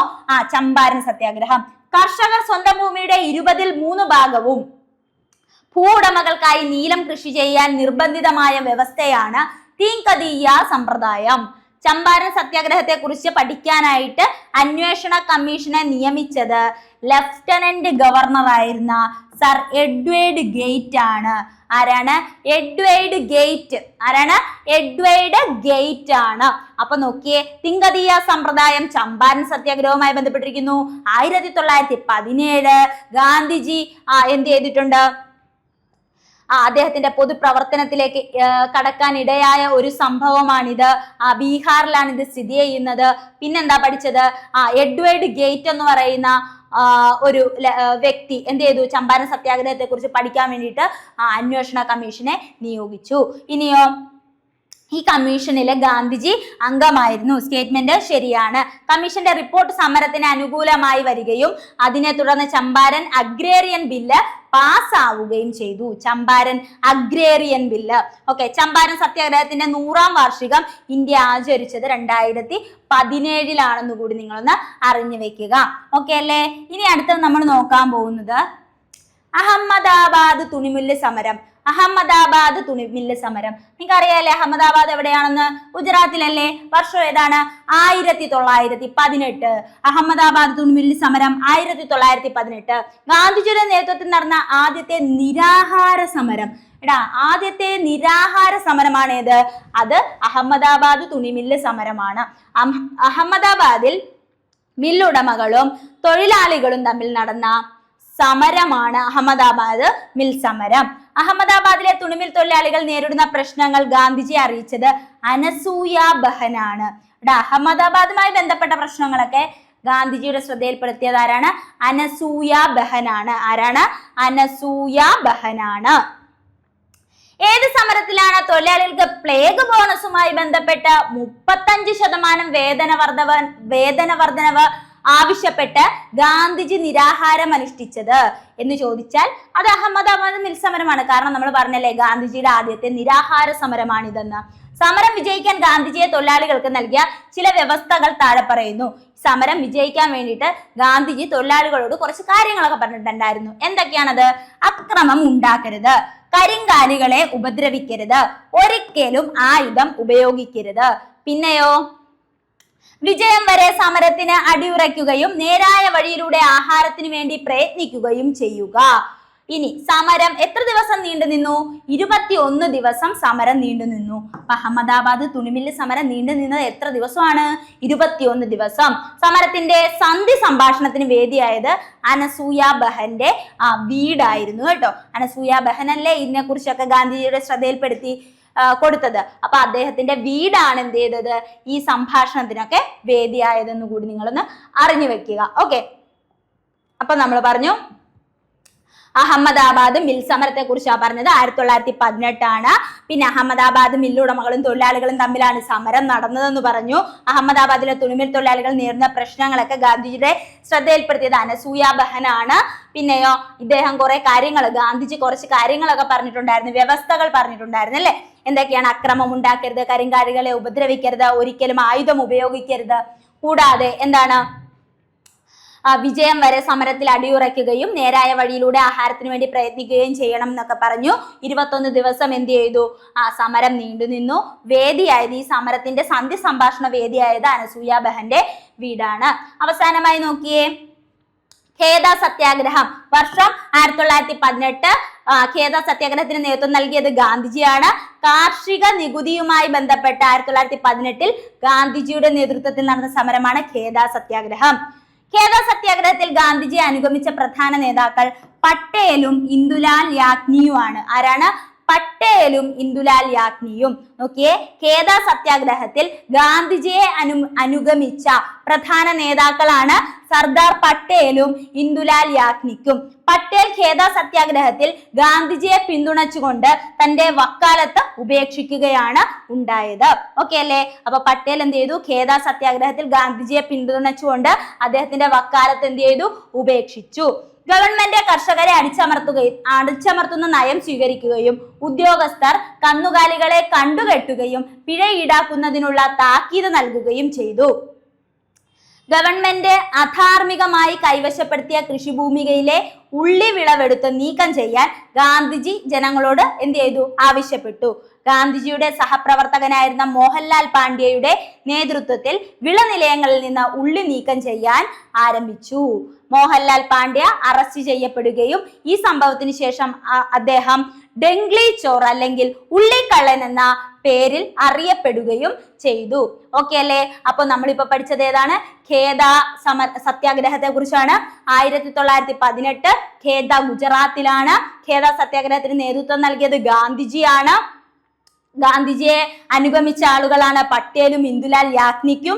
കൂടാതെ പട്ടേൽ സത്യാഗ്രഹത്തിൽ ഗാന്ധിജിയെ പിന്തുണച്ചുകൊണ്ട് അദ്ദേഹത്തിന്റെ വക്കാലത്ത് ഉപേക്ഷിക്കുന്നുണ്ട്. പിന്നീട് പറയുന്നു ഗാന്ധിജി പറഞ്ഞിട്ട് എന്ത് ചെയ്യുന്നുണ്ട്? ജനങ്ങള് ഉള്ളി നീക്കം ചെയ്യാൻ വേണ്ടിയിട്ട് പുറപ്പെടുന്നുണ്ട്. അതില് മോഹൻലാൽ പാണ്ഡ്യ അറസ്റ്റ് ചെയ്യപ്പെടുന്നു. ഈ സംഭവത്തിന് ശേഷം ഡംഗ്ലി ചോർ എന്ന പേരിൽ അറിയപ്പെടുന്നത് അല്ലെങ്കിൽ ഉള്ളിക്കള്ളൻ എന്നൊക്കെ അറിയപ്പെടുന്ന ആരാണ്? മോഹൻലാൽ പാണ്ഡ്യയാണ്. അപ്പോൾ ഏവർക്കും വിജയാശംസകൾ. അടുത്ത ക്ലാസ്സിൽ കാണുന്നവരേക്കും താങ്ക് യു.